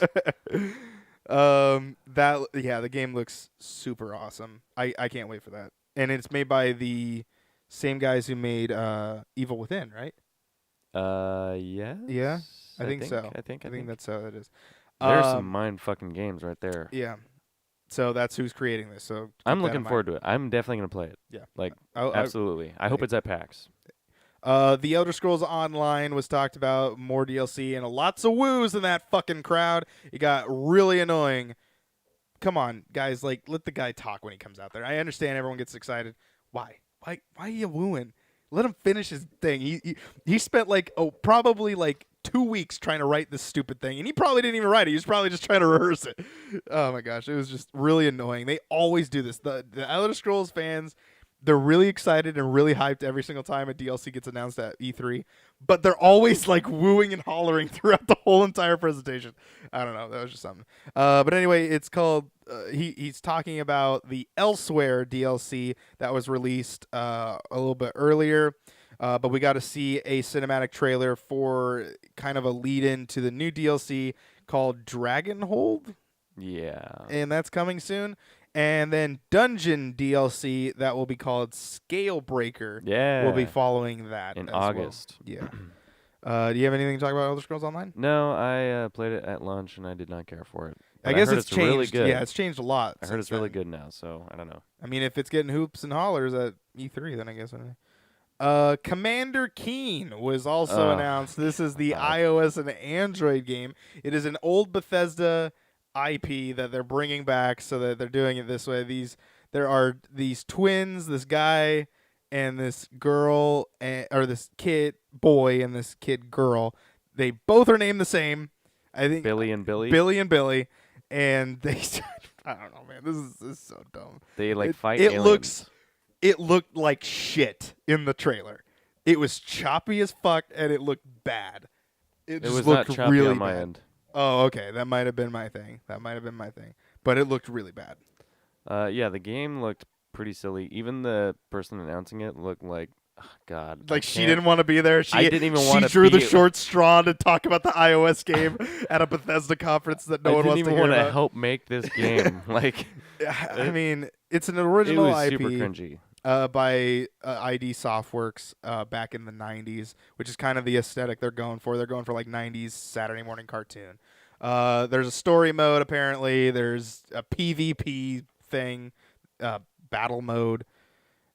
It launches this summer. You can go to gokeen.com for updates and other goodies. Hit us up on our Patreon because the game's not doing great. Yeah, it's...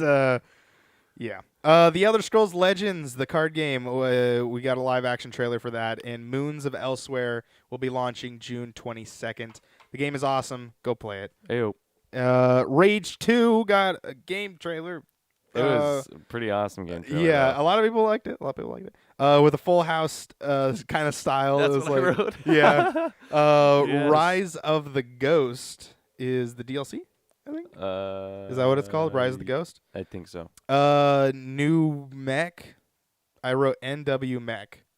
So I have NES cheat codes. I think I was supposed to write new cheat codes. and New story. Insanity Rules DLC. That's the name there of it. we go. Yeah, so it's supposed I to don't be know new what Rise of the story, Ghost new is. weapons, new enemies, vehicles, and cheats. Ugh. I'm kind of locked in here. I can't really move too much. And I have no idea if I'm actually appearing on camera, if the computer's locking me out. You're good. All right. Well, let's talk about Wolfenstein. Because why not? We've played it. Well, I've played it twice on here. Both games are on Primal Target's channel. Go check them out because they're awesome. We got 2 announcements for 2 Wolfenstein games. Wolfenstein Cyber Pilot, which was kind of teased throughout of last E3 to this E3.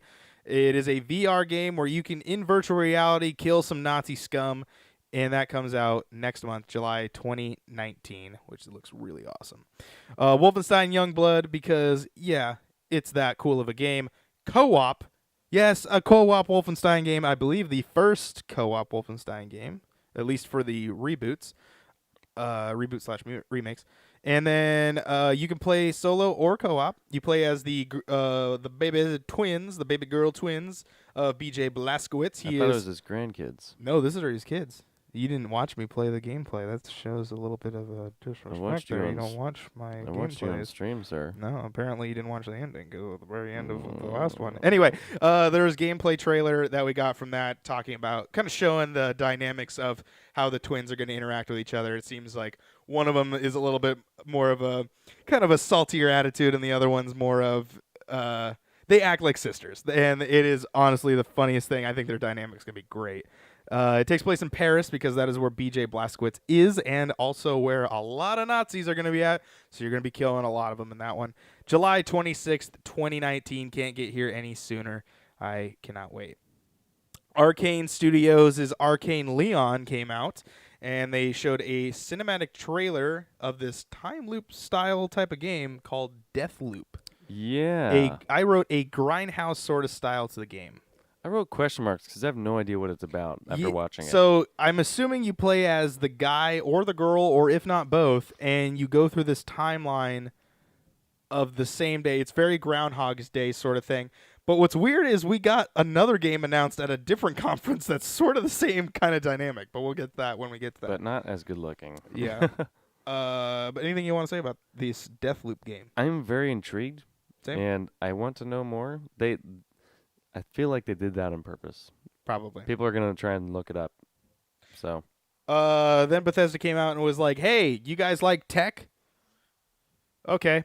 Orion was also talked about. Tech that reduces bandwidth and latency, reduces the cost for players, as well as the consumers. This is mainly, or not the consumers, the companies. This is talking about some sort of service that Stadia, xCloud, etc. can use so that the player won't have to spend so much money on internet usage for the streaming services, aka Stadia or xCloud or whatever comes next. They showed a live demonstration of Doom 2016 on iPhone running at 60 frames per second, and it worked perfectly fine. It looked good. like if that's how streaming's gonna be, we're heading the right direction. Yeah, but also the servers aren't bogged down with that one person playing it. That's also true. We also, I guess you can go to Doom Slayer Club. Okay, slayersclub.com to, I guess, see or sign up for Doom. I don't know. I can't remember. For the Doom gameplay on Orion or whatever. Anyway, moving on. Speaking of Doom, you like killing demons? You like killing them on Mars? Well, I guess they're coming down here. Doom Eternal was shown gameplay trailer. I wrote the gameplay. We were shown gameplay, hardcore music, hardcore violence, and executions. The whole game is hardcore. And it'll be coming out November 22nd, 2019. It's basically Mortal Kombat with guns. Yeah, they also showed a Doom helmet, which is wearable. in the collector's edition, and they actually showed a guy in the crowd wearing that as well. There's a mode called Battle Mode, which is PvP, 2 demons versus 1 slayer. The 2 demons can control like sending out enemies and whatnot, while there's 1 person playing as Doom Guy, and he is loaded to the 9, special, everything, all the guns, whatever he wants to do. And that's pretty much it. More will be announced at QuakeCon. I guess there's an anniversary of Doom, so it's called DoomCon, subtitled. Yep. And gameplay trailer was released of that as well. So, There's a lot of Doom. a lot of Doom. It's the year of Doom. It's the year of the Doom. Anything you want to bring up from that? I mean, not really. Okay. Well, let's take a look at some of the announcements here. Wolfenstein Youngblood, I said we would get a gameplay trailer, which we did. I took an easy point on that one. Elder Scrolls 6 in-engine trailer. No. Ashton, that did not happen for you. I'm sorry, bud. Next year. Doom Eternal, I was going to say live gameplay, and with Stadia. They did not technically play it on Stadia. They were close. They were so close of talking about it being on Stadia, but they didn't. And then I said we were going to get live gameplay, which we technically didn't get. We just got, well, not a Doom Eternal. No. Yeah, I'm not going to give it to me. Evil Within 3 teaser. No. You were kind of close. You had the company. They just decided to make a new IP on you this year. That's so all right. Unfortunately, you didn't get that one. Prey 2 in-engine gameplay trailer. Nope. No Prey 2 this year. Fallout 76 overhaul. No loot crates. It seems like they're getting an overhaul. They did talk about Fallout 76, but there are loot crates, so I'm willing to give you a half a point on this I'll one. take the half. And then we both said Starfield, and you said early 2021. I said late 2020 in a trailer. There was no Starfield at all at this conference. Unfortunately.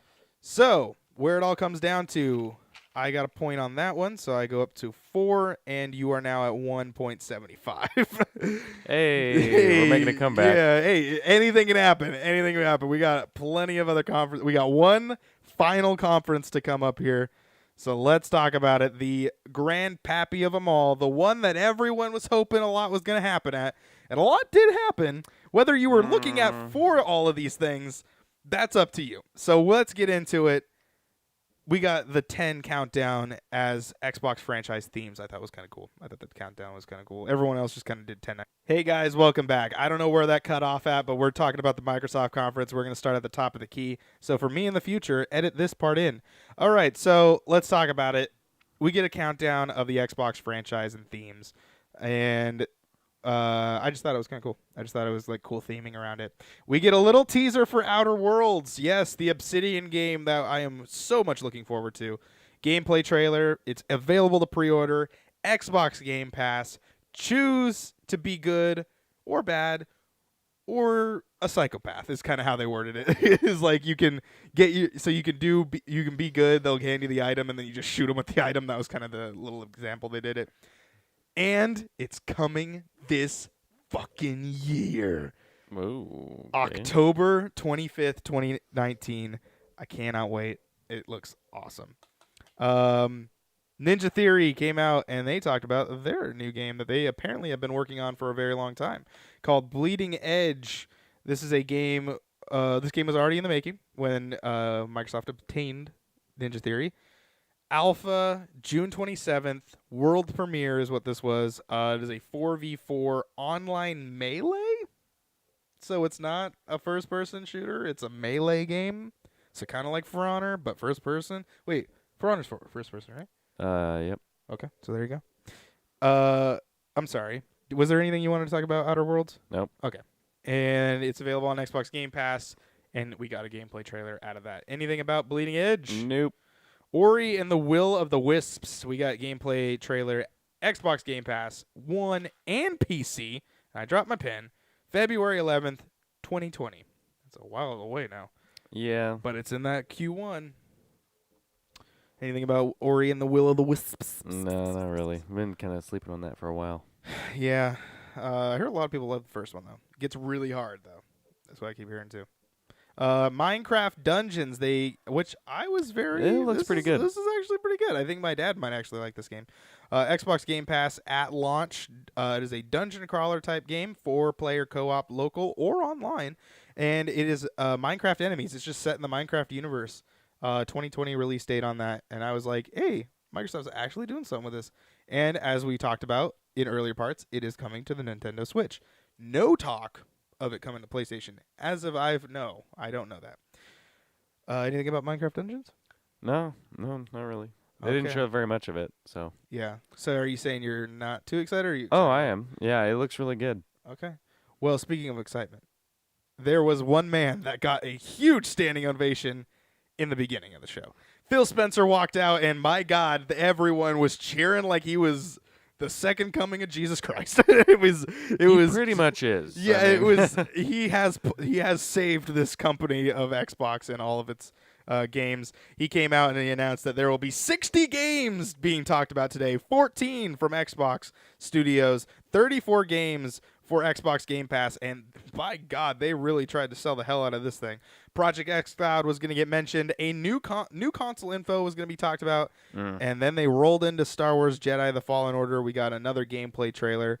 It is coming out in November. Pre-orders are available now, and it is 11/15/2019 is the release date. What did I?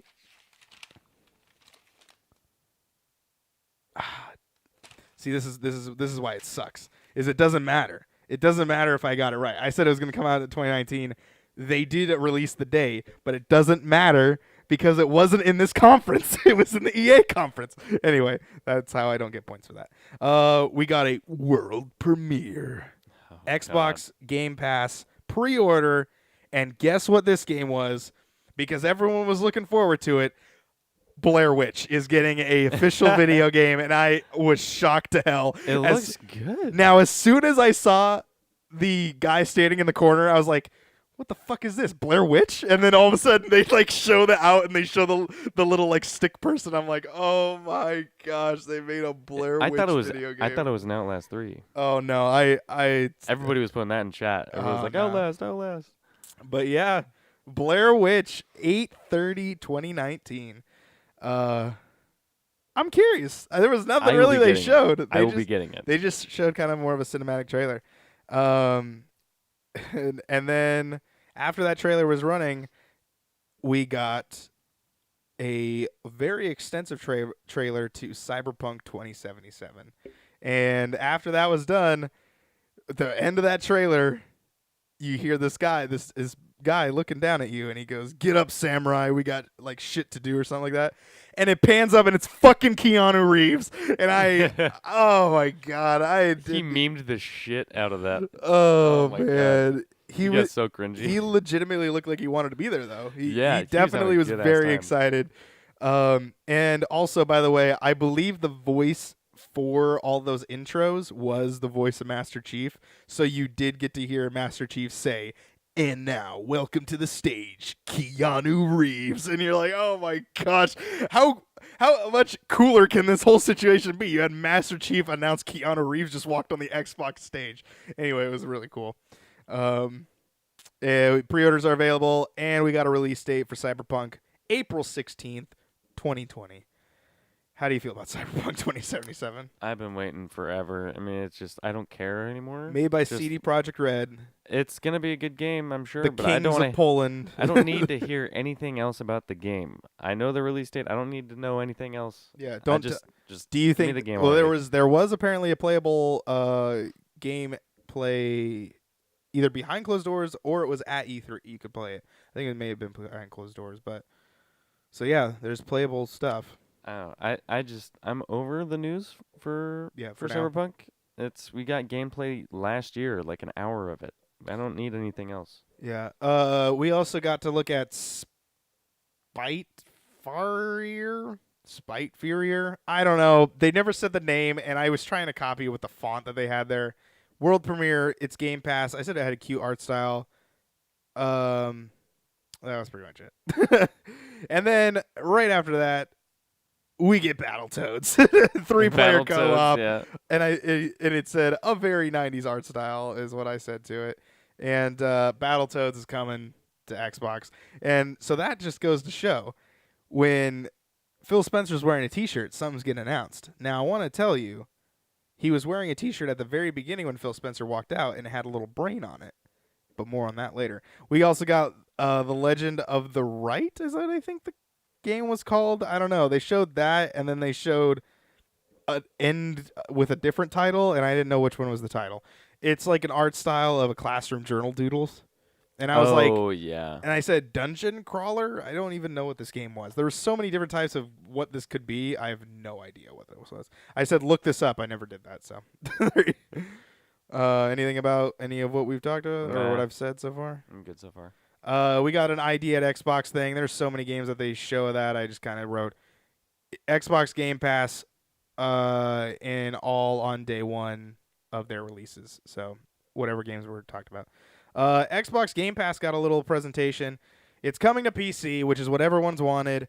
It is available now with 100+ games are available currently, and the Master Chief Collection is coming soon. Open beta is right now for $9.99 a month. Xbox Game Pass Ultimate, which is both platforms and gold subscription. Yes, for $14.99, which I'm $14.99 a month, so be wary of that. But that's insane. That is honestly insane. You wouldn't need to buy another game. If you're an Xbox console user and you have a PC, there's no need to buy games anymore. You just have that. $14.99 a month, and you can get like 3 games. The only downside is that you don't own those games. True, but you don't theoretically own the games that you're buying digitally anyway. So, I mean, you bought the license for them, so yeah, you technically do. Until they take them off. Telltale, looking at you. Reason why I can't download Minecraft Story Mode anymore. Microsoft announced something. Microsoft. Yes. All right. Microsoft announced that they are bringing back Microsoft Flight Simulator, and by God, it looks beautiful. Captured in real-time 4K, but I was watching it on the IGN live. No, I was watching it on Mixer. I actually watched it on Mixer. No. I just got slapped in the mouth. Captured in real-time 4K, Xbox Game Pass, Xbox Game Pass, Xbox Game Pass, world premiere.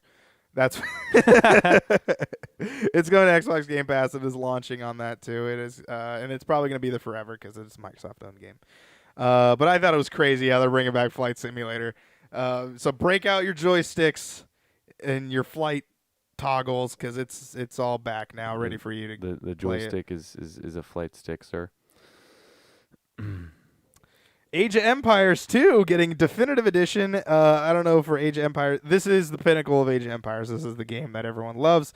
There is a HD version of this game already, and I guess Microsoft was like, hey, fuck it. Let's just make a definitive version and put it in 4K with remastered audio, and it's available this fall. Yeah, so that was kind of that too. Wasteland 3 got a little thing, and tactics game. So it got Wasteland. Yeah. But do you remember when Phil Spencer went out on stage with a brain on his shirt? Well, it was because he was going to tease that Psychonauts 2 was going to be talked about on the stage. You got new gameplay trailer. It's coming to Xbox Game Pass. But why is it coming to Xbox Game Pass? Because Double Fine Productions joins Microsoft Studios, and that I did not see coming at all. But then again, I haven't seen any of these buying of these. I know, dude. They're swooping up everybody. They're basically Disney right now. Yeah, and they're picking up little companies that make grand games. And so I can only imagine when everyone starts realizing, like, oh, I guess Microsoft owns that company. Like, that's eventually going to be the thing. It's like, oh, yeah, I guess they own that. It's not coming to PlayStation. Yeah, I don't know what's going to happen. And who knows what happens with Psychonauts. I don't know if that's coming to PlayStation 4. After seeing this. Then we also got a little trailer for Lego Star Wars The Skywalker Saga. Weirdly worded. I refuse to think that Rey is not a Skywalker. Not until after JJ has told me himself.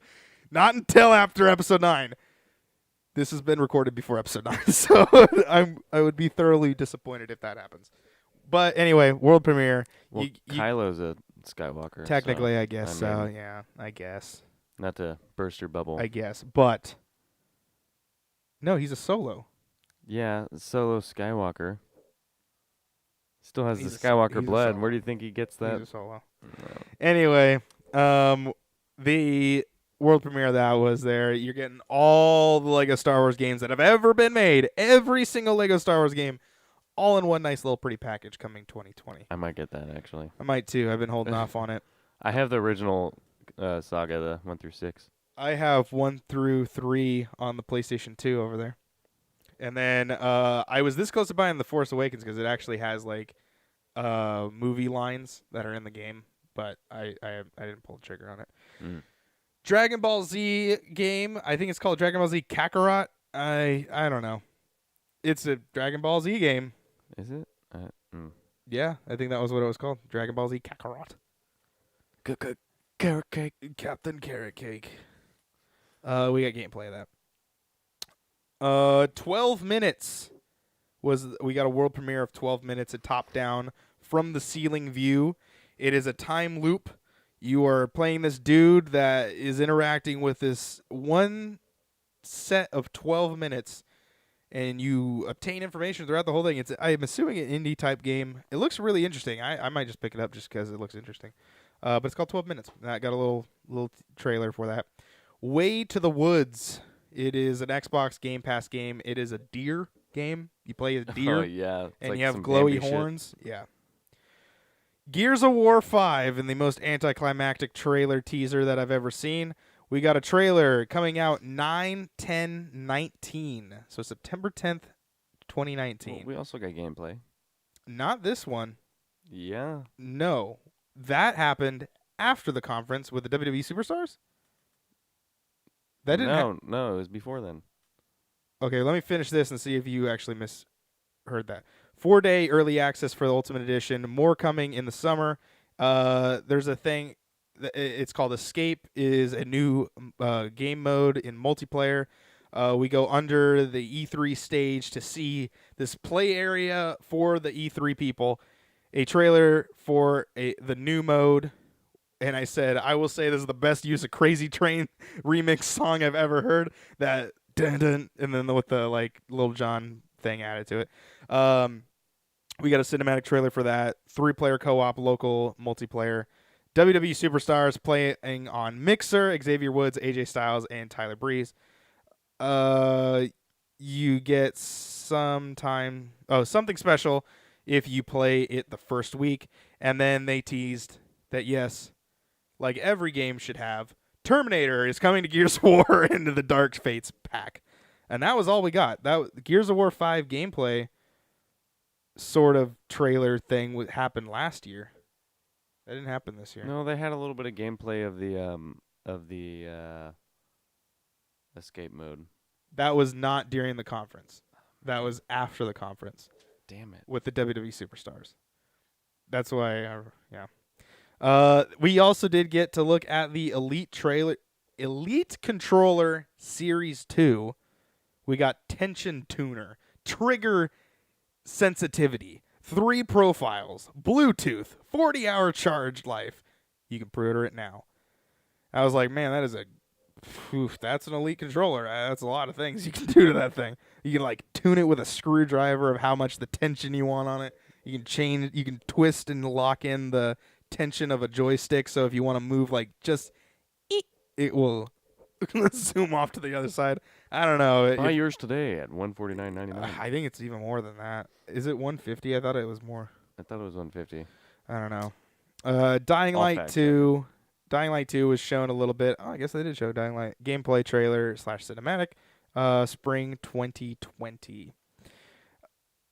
And then with all great things from Microsoft, we got to get a freaking car out there, and they didn't get they brought a car on stage that was made out of Lego because Forza Horizon 4 is bringing Lego cars coming to Forza 4 with Lego Racers and Cities. Lego Speed Champions expansion is what it's called, and it launches the week after E3. So it will launch. It will be available right now if you want to pick it up, which is crazy. I am a big fan of Lego Racers that was available on the Nintendo 64, and I think I also owned it on PC. It was crazy fun. It's a really simple kart racer game, but it's fun, and it's really cool to see that Forza Horizon's the one that's going to bring this back to life. Anything you want to talk about of those things, or did you No. find out the price for that? It's not shown on the Xbox website. It says you can pre-order it, so maybe like go through that, see if you can see that. Gears Pop was talked about, and we got confirmed that it is an iOS and Android game, Clash of Clans sort of style, or whatever that other game you play. What's the not Clash of Clans? Clash Royale. Clash Royale sort of style of a game, and I was like, okay, now I really don't want it.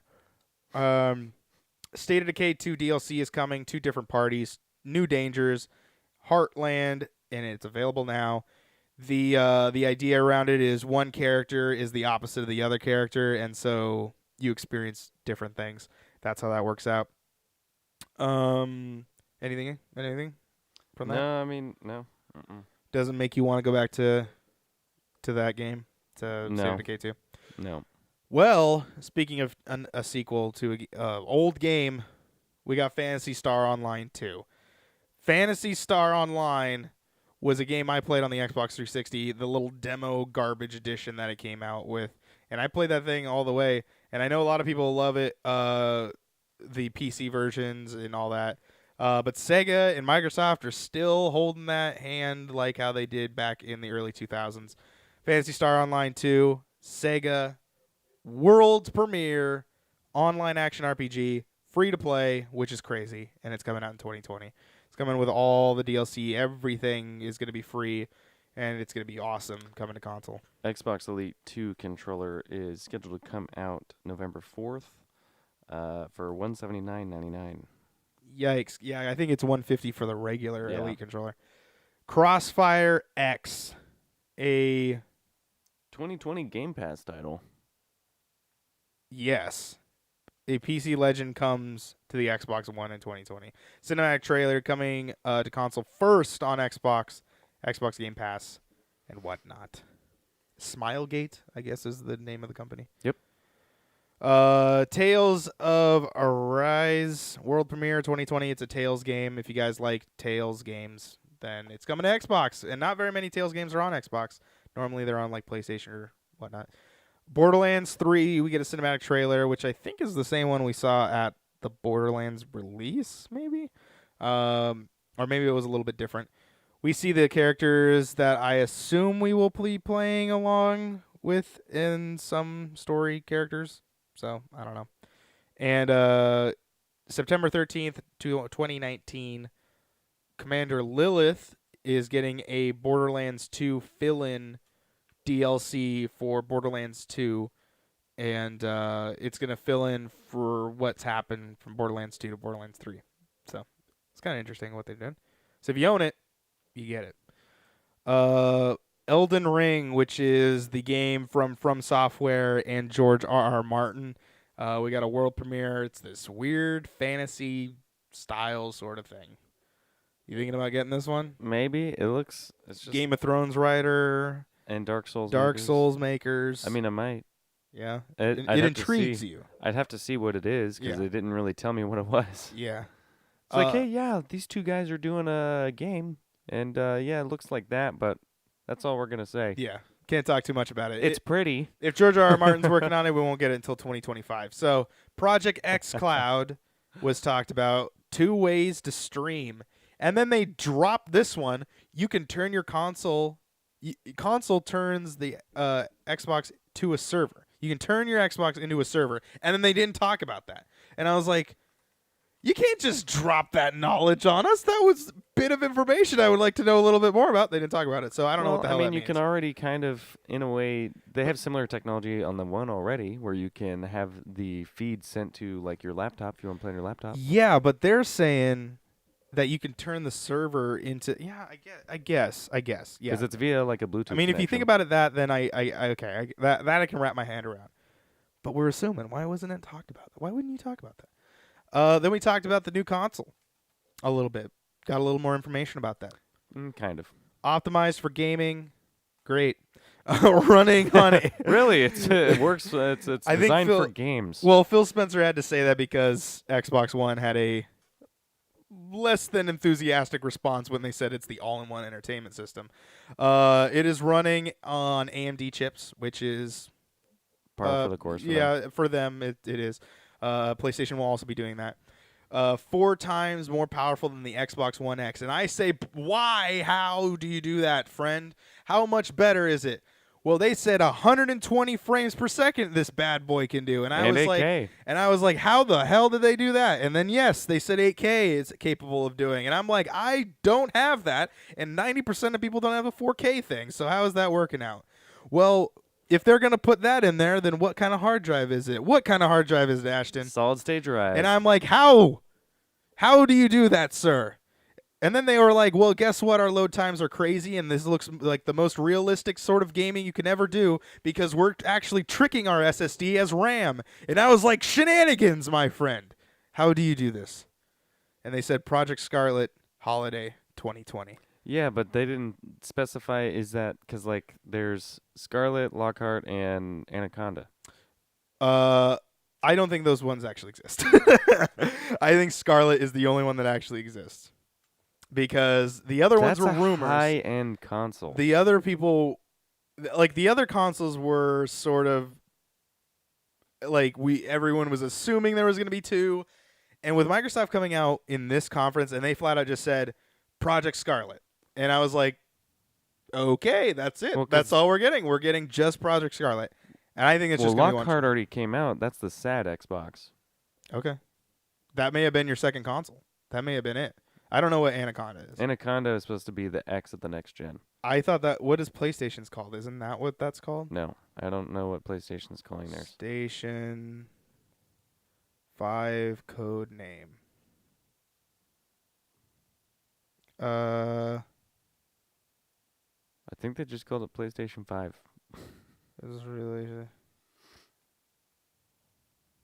Go on, fill in time here. So, I've been looking into like leaks and whatnot over the past year, trying to get as much console information I can for the next gen. And there's supposed to be 3 models: Lockhart, the Anaconda. What was the other one? The something.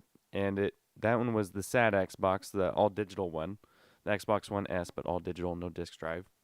So that already came out. Then we have the Lockhart, which is going to be the base model of the next gen, and then we're going to have the Anaconda, which is supposed to be the high-end version. I think what is probably going to happen is they're going to launch with Scarlet, and that other console is probably not even going to be mentioned until probably a year or 2. Well, they said that they're going to have... I think this is the base console. I think this is the fucking deal. I think they said last year that they were going to be launching with 2 consoles next year. They never said that. They have Xbox has never said we are going to be making 2. Everyone said there's possibly 2 coming, and the 2 thing kind of happened just last year. Like we've all known about Scarlet pretty far back, like probably 3 years of Scarlet. Yeah. And this other console that you're talking about, I know the 2 console deal has been talked about and it's been rumored, and I think Podcast Unlocked has even said something like that, like IGN's Xbox podcast. I think that it has been dropped. But the thing is like with Microsoft coming out there and they're like, we're talking about Scarlet. And the thing is like, I think that's it. I think they're gonna just launch with Scarlet and call it a day. And we won't see Anaconda, if that's what this thing's called, until probably 2 or 3 years into the future when gaming is at a standard 8K 120 frames per second. That has to be a long way away because that's what I'm saying. I think this is like 3 Jesus. Got in the throat. I think this is like 2 to 3 years, maybe 4 years separation between them and the next console. Because if this thing is going to standard run at 4K 60 frames per second, that is what they've said. And then it can do 8K and it can do 120. That's what, and they did specify that. Xbox has tweeted out what will be coming to it. It has capabilities of going that far. So they also said one last thing. They're launching with Halo. And then we got Halo Infinite. It was a little bit of a surprise. This is the second Halo game that's ever been launched with a console, with an Xbox console. Halo was the first one, Combat Evolved. And Halo 3? No, Halo 3 had its it came own later. special console. Halo 3 came out in 2007. The Dang. Xbox One, the Xbox 360 came out in 2006. I thought it was with the When did Gears of War come out? I don't 2006. So unless they made Gears of War for know. for 'Cause the I Xbox, thought they had already been out with the Elite, but they did not have the Elite back then. The Elite console. I don't know. I don't know. But the thing is they had it. Now, it's not unrealistic because to go back to the before we move on to Halo, to go back to the console things, I'm not saying you're wrong because it's not out of the question that Microsoft would make 3 consoles. They did for the 360. They had an arcade, a standard, a pro, I think it's called Pro, and an Elite. So they had 3 consoles out at the same time. So it's not out of the question. But I think right now, with this presentation, I think we're only getting 1 console. Maybe. You could be right. I don't know. Yeah. And who knows? The only people that know, Phil Spencer knows. So Phil Spencer, tweet at us at Primal Target. Yeah, come on, Phil. What's up, Phil? I know you're listening. Yeah. Halo Infinite got a game engine trailer. And we got more of a sort of, I guess they're announcing that it's a remake, reboot sort of deal. No. That's No. what they said. It was like a reboot. It's a spiritual reboot. Yeah. So it's more so they're getting back to the bases of how the original games were, like with this armor, some of the art style, some of the music. They're going a little bit more old school vibe. They're not doing a reboot in the way like in terms of like content.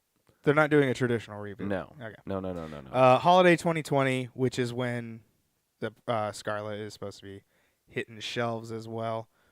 Yeah, that was mainly that conference. That it ended on Halo, which I'm okay with seeing more Halo, but I'm gonna buy it anyway, so I don't need to see too much of Halo. I just want it to come out. No, I need more. They hit us with an engine trailer last year. Yeah, but this got more of like a story in-game engine trailer. Yeah, but it was hardly anything. And apparently this pilot is going to play a major role in the story, so we got that. Well, you don't have Cortana anymore, so no, but you do at the end of the trailer you are talking to Cortana and you have a different AI. No, Cortana says that was like a flashback thing of her saying like there's a reason I chose you, which is a line that she says in I think Halo 5. Was it? Yeah, whatever she said I've heard before. So when she says it at the very end of that trailer. Oh yeah, that is. And I'm right, like, that's a flashback. Definitely a flashback. He is going up to like a Forerunner type thing. And apparently, he's going to be getting caught up there. But he has a different AI chip. He had the AI chip, and it was Cortana's AI chip. Was it Cortana's AI chip? Because when he put it in, it said no AI found. And so I was like, okay. So unless he picked up another one, I am assuming that was Cortana's chip because we saw at the very end of Halo 5, towards the end of Halo 5, spoiler, that if you haven't beat Halo 5, I don't know what you're doing. It's not that long of a game. He releases Cortana and like she leaves the chip. So he takes it. He just has this empty piece of shit chip now. So I don't know. Are you looking up yeah, I doubt I'll be able to find it. What are you looking up specifically? Shocking new clue on AI. Oh, I'm not gonna watch a YouTube video. Not during our YouTube video. Yeah. No. What is this, Couch Hop? Yeah, no, they I don't know. I am okay with it. I don't want to see too much of it because I want to see it running in Scarlet. That's how I want to see it. Like I want to see in-game play trailer in Scarlet. I don't want to see like the following gameplay is in Xbox One X. It's like, no. If this game's coming out on Scarlet, I want to see it in Scarlet. That's how I want to do it. I want to see it in 4K and beautiful. So the chip Master Chief inserted into his helmet in the trailer is one number off from Cortana's number. Okay. So he has a different chip, but it's empty. It starts with the letter M. Huh. Okay. Yeah, because Cortana's chip starts with a C, I'm assuming. Yeah, she is a real C, isn't she? She eventually became one. So anyway, that was the Xbox conference. That was it. So let's head into our predictions. Let's wrap this show up. We've been talking almost for 2 hours. So we said, can you hand me that pen? I would reach down for it, but this thing sucks to move, and I have way too much stuff going on here. Thank you. We said full specs on Xbox. Wait a minute. No, I said that. Wait, I did. You said, I wrote it in a different spot, and then I drew it over to you. You said full specs on Xbox, Anaconda, and Scarlet. I said names in a future event. I was wrong because they didn't give a full name. It was just still the project name. And they didn't announce a future event, which they just said, we'll see you at E3 next year, and then we'll talk about it. You said Xbox Anaconda and Xbox Scarlet. Full specs, I don't know. It was just full capabilities. But I'm willing to either give you a 0.5 or a 2.5 on this because you did get half of this with Xbox Scarlet. So how do you want that? I'll take a 0.5. You're quite a bit ahead of me. Okay. We'll give you a pity point there. Yeah. Okay, let's see what else we got going on here. Halo Infinite, you said launch title. Oh, and I'm right. But you also said flight program date? Yeah, so the flighting program is something that they announced last year. Oh, okay. It was basically but they like did not talk playtesting. about that They this did year. not talk about it at all. And then you said a preview trailer. So I'm willing to give you a 0.75 for that. Okay. Because you got some of that right, but you didn't get all that right. I said story trailer. You got it. Okay, cool. xCloud, you said the look and feel.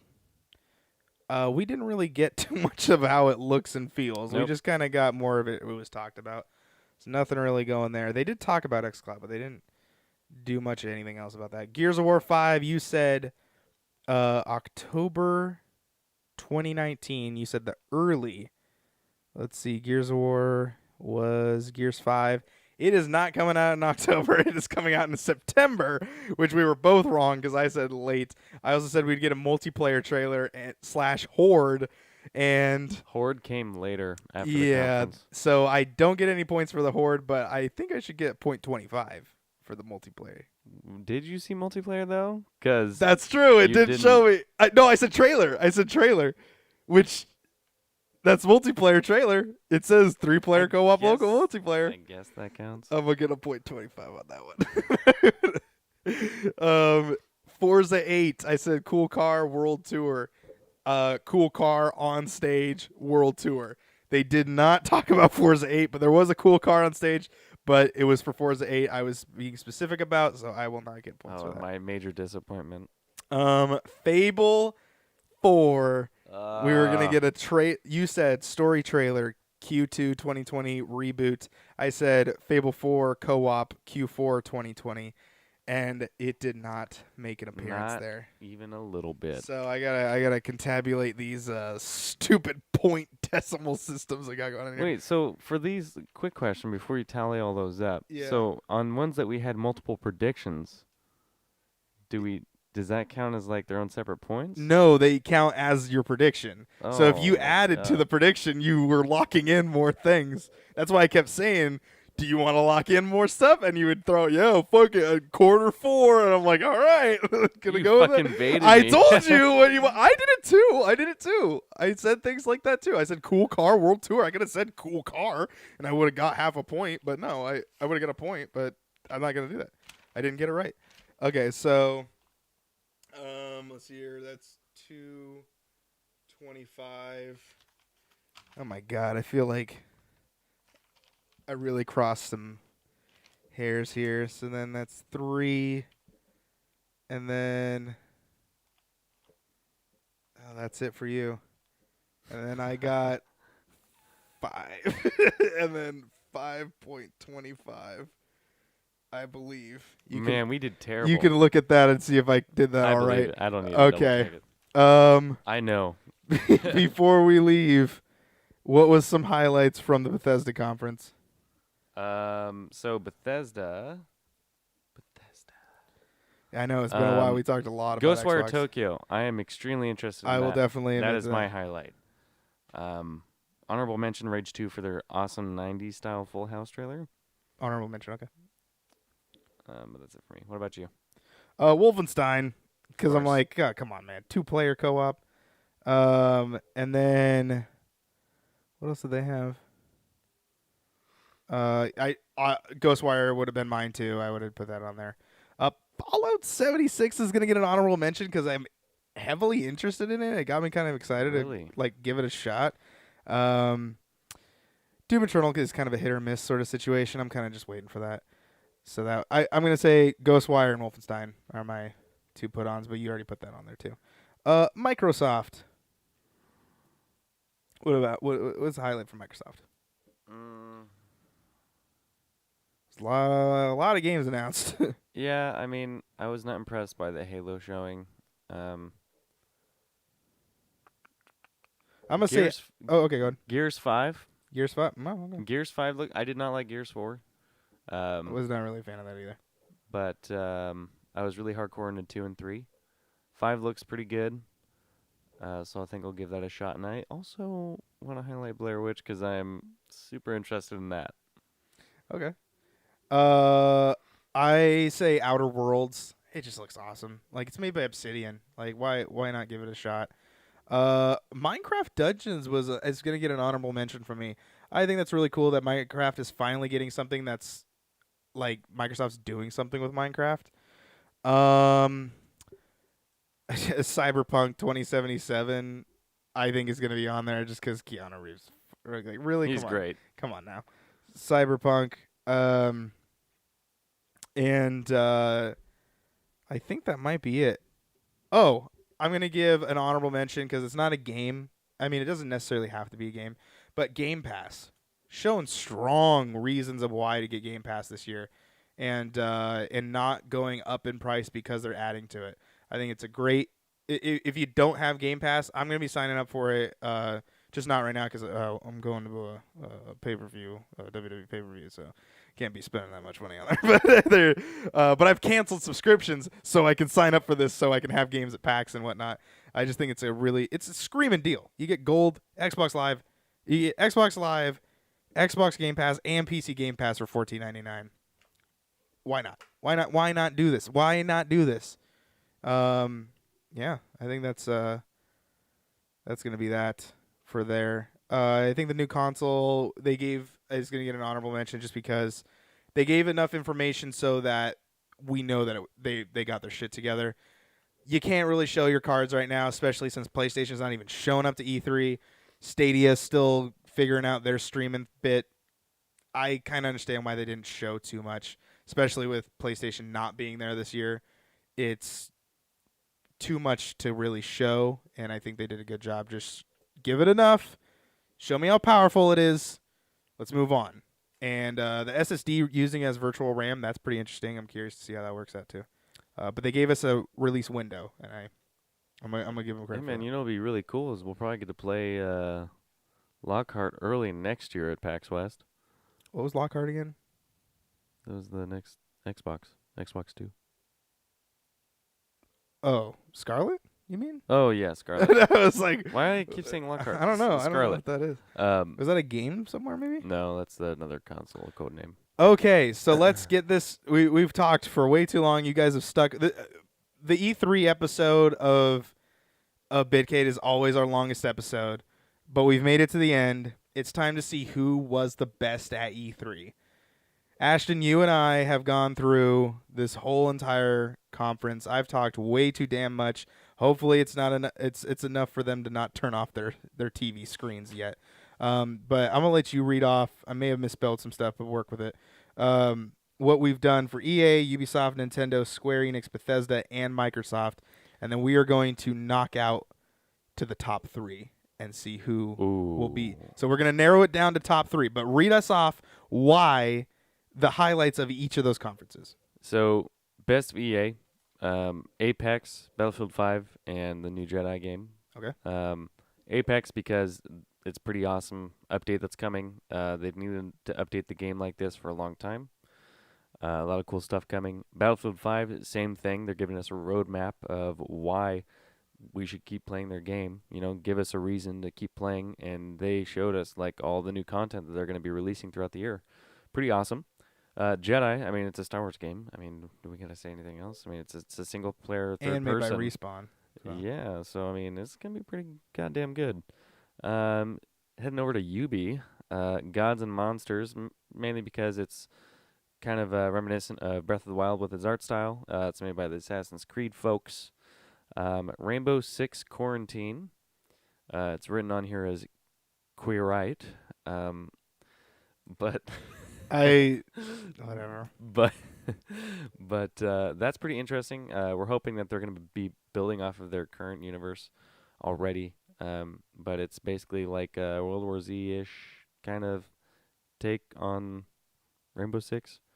And then Always Sunny, it's that new Apple TV Plus. Well, the Always Sunny writers are Yeah. making a game called, like, I don't know, my shit's over there. Like Queen Quest or whatever it's called. Yeah, it's basically, so in a nutshell, that is basically following people developing a game. It's a satire sort of thing. It's a satire. It's made by people with Always Sunny, so it's going to be satirical. So, but the reason why Ubisoft's involved with it is because of the they use them to do research on how to make the show and whatnot to make it more realistic sort of thing. And then we have Nintendo, Breath of the Wild 2. Obviously, super excited for that. Just to have a sequel to that game. It looks pretty dark, so looking forward to see what they pull out with that one. We also have Luigi Mansion 3. That's a pretty cool take on Luigi's Mansion. Mario. Calling out. You get to play as like Goopy, like Luigi. Goopy. Goopy. Fucking oh Goopy my Luigi. God, Goopy Luigi. That sounds dirty. Yeah, that's why he's got the vacuum. Oh no. And it's not for cleanup, I'll tell you that. So that's looking pretty goddamn good. We got Square Enix with Avengers. It's a very different take on Avengers. Full-on voice actors, like top-notch. We're looking at Life is Strange 2. That is looking pretty cool. Different, not the genre that I'm typically into, but it's looking pretty interesting. So I think that's why I put it on there. It might get me into that genre. Then we're heading over to Bethesda, looking at Ghostwire Tokyo. That's that not a survivor horror game. That's what she said. She said it on stage. With that amazing young lady presenting it. She kind of comes. I followed her on Twitter. She comes with a package. It'd be awesome to have her narrate the whole thing. Hey, I put Keanu Reeves on there, man. So if he got on there, she got on there. So that looks cool. It's like World of Worlds, kind of like Disintegration. You're only left with clothes. There's no like skin or anything behind.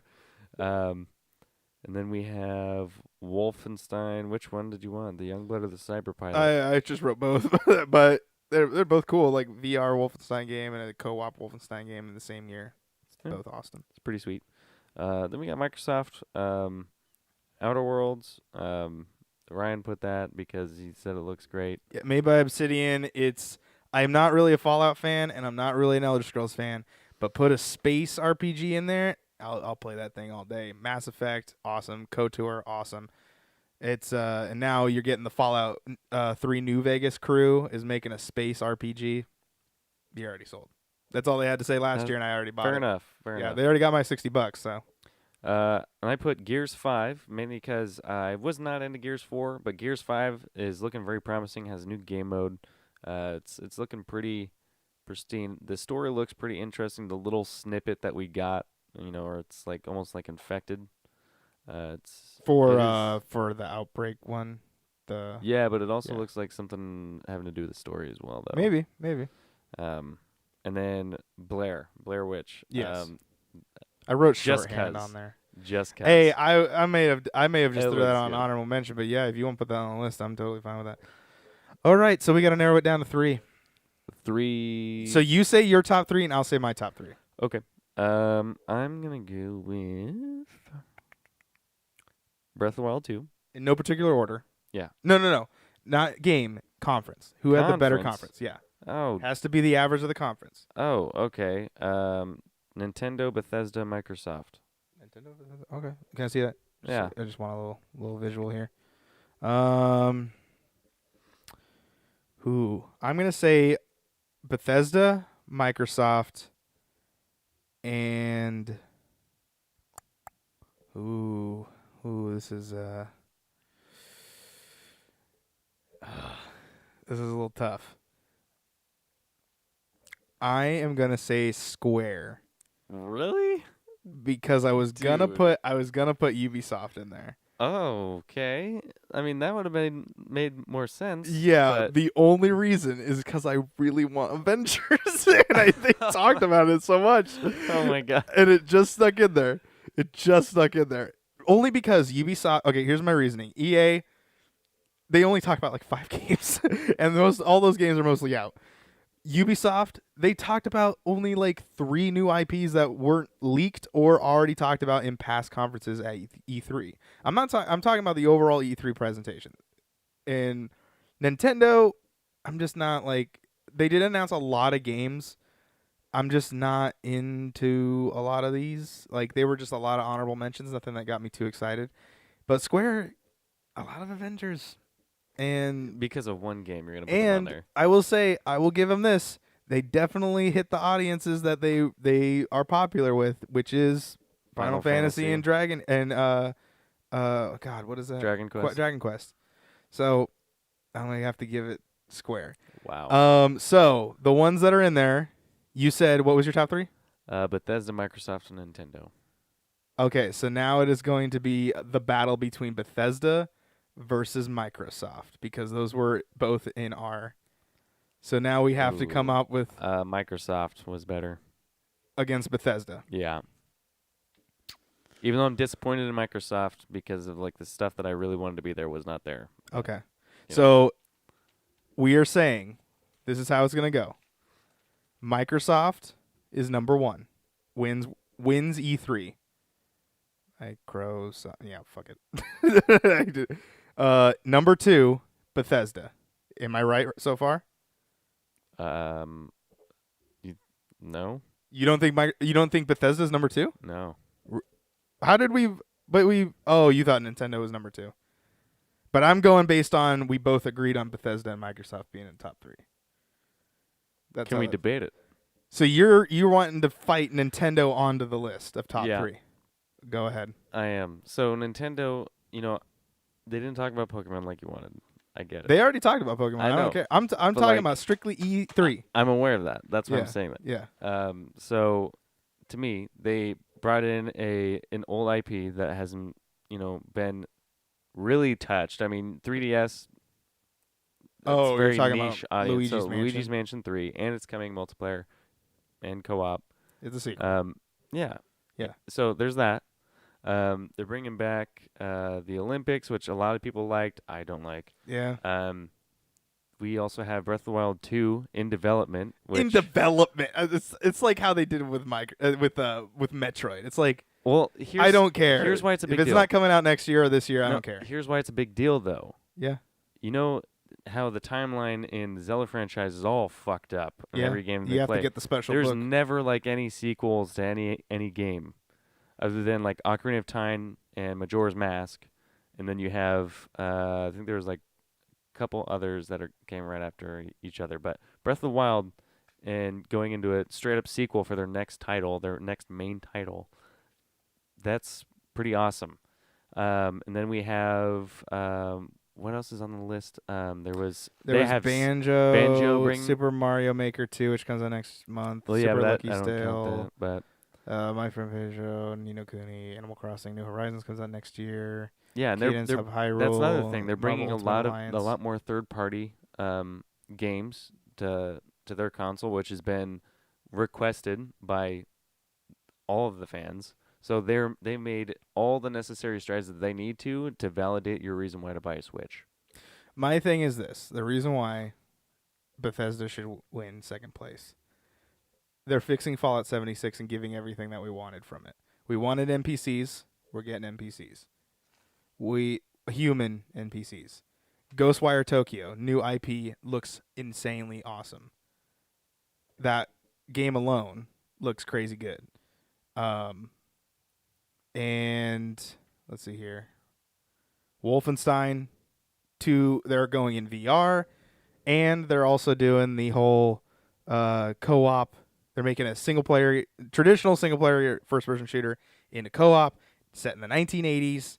It looks awesome. You can play in solo or co-op. I don't know. It just, to me, like, the games seem to come out right now. Doom Eternal looks cool if you're a Doom fan.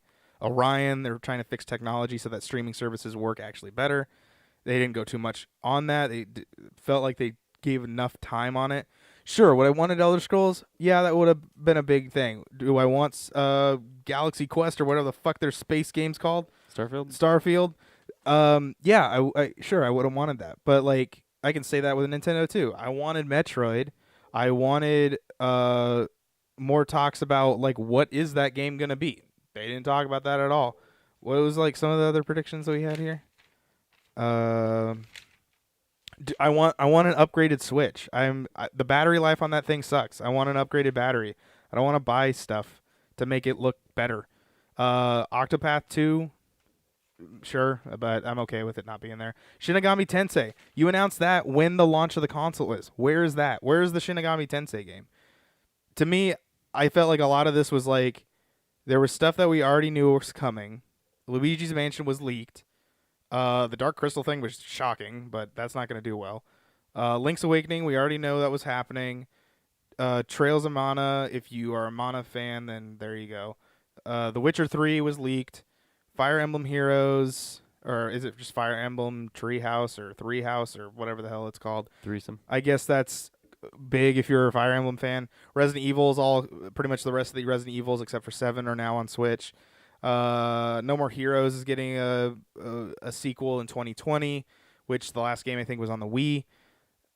The Panzer Dragoon, like a lot of this stuff was mainly like, I don't know. I just kind of, like I said, I wasn't too excited about it. But we can also tie the show if I didn't convince you. I'm still not convinced that it deserves to be at number 2. Above Bethesda. I think Bethesda and Nintendo are probably a solid tie if this is how it's going to be. I think I'd put Bethesda over only because of the Orion thing. Because they talked a little bit about technology that they're working on.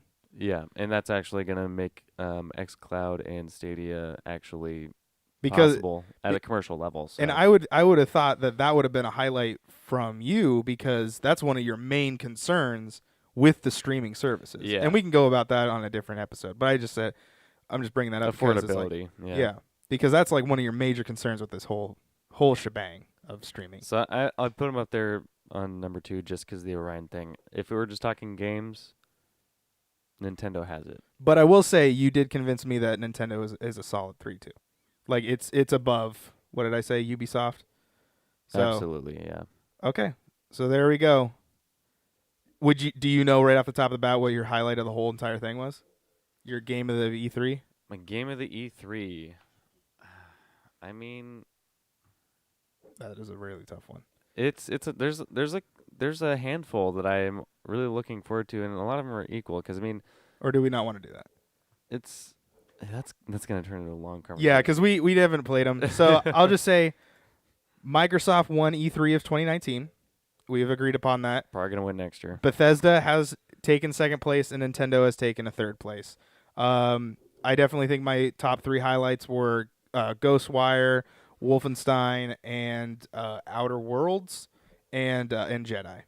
Those are my things that I thought were really cool to see, and I can't wait till they come out. After seeing this whole thing, Blair Witch is intriguing, but I gotta see more of it.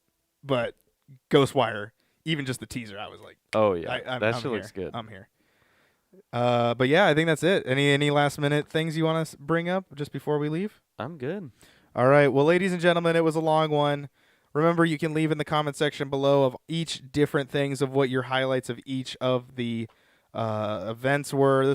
We almost did a 3-hour-long podcast. I think the longest one we ever did was 3 hours. And I think that was E3 2017. So you can watch that one. It's up on the channel. David and Quinn were on that one. Yeah, it was quite a show. Wasn't fantastic, not the best E3, but it was an E3. It was and okay. It's always cool to just have at least this. But PAX is around the corner. That's the next one for us. We won't be doing Gamescom. We don't really do that conference just because it's more or less the same. Some premieres, but more or less the same. But we will be at PAX West 2019. 19. Man, it's been so long. I'm still locked with the 2018. Do you want to give a little teaser for that before we go? A little teaser for it? What do you mean? Just saying that we're going and we'll be there for whatever. Well, you just said that.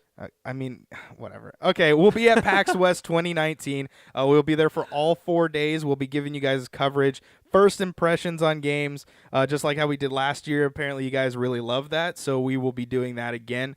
Nate will be joining us. My roommate, Nate, he's been featured on a episode of Bitcade. He'll be joining us on that, so he might jump in on a few of those videos. It's going to be a fantastic time. I cannot wait till PAX 2019. It is set to be a good one, especially with these games. If these games are coming, oh boy, it's gonna be Oh great. yeah, It's gonna be a great show this year. It's gonna be great. As soon as PAX is over, I'm just counting down the days for the next one. Yeah, exactly. It's our Super Bowl. It's our E3. PAX West is always our E3 because it's the one that we go to. If you guys are going to PAX West, leave in the comment section below if you guys are going to PAX West.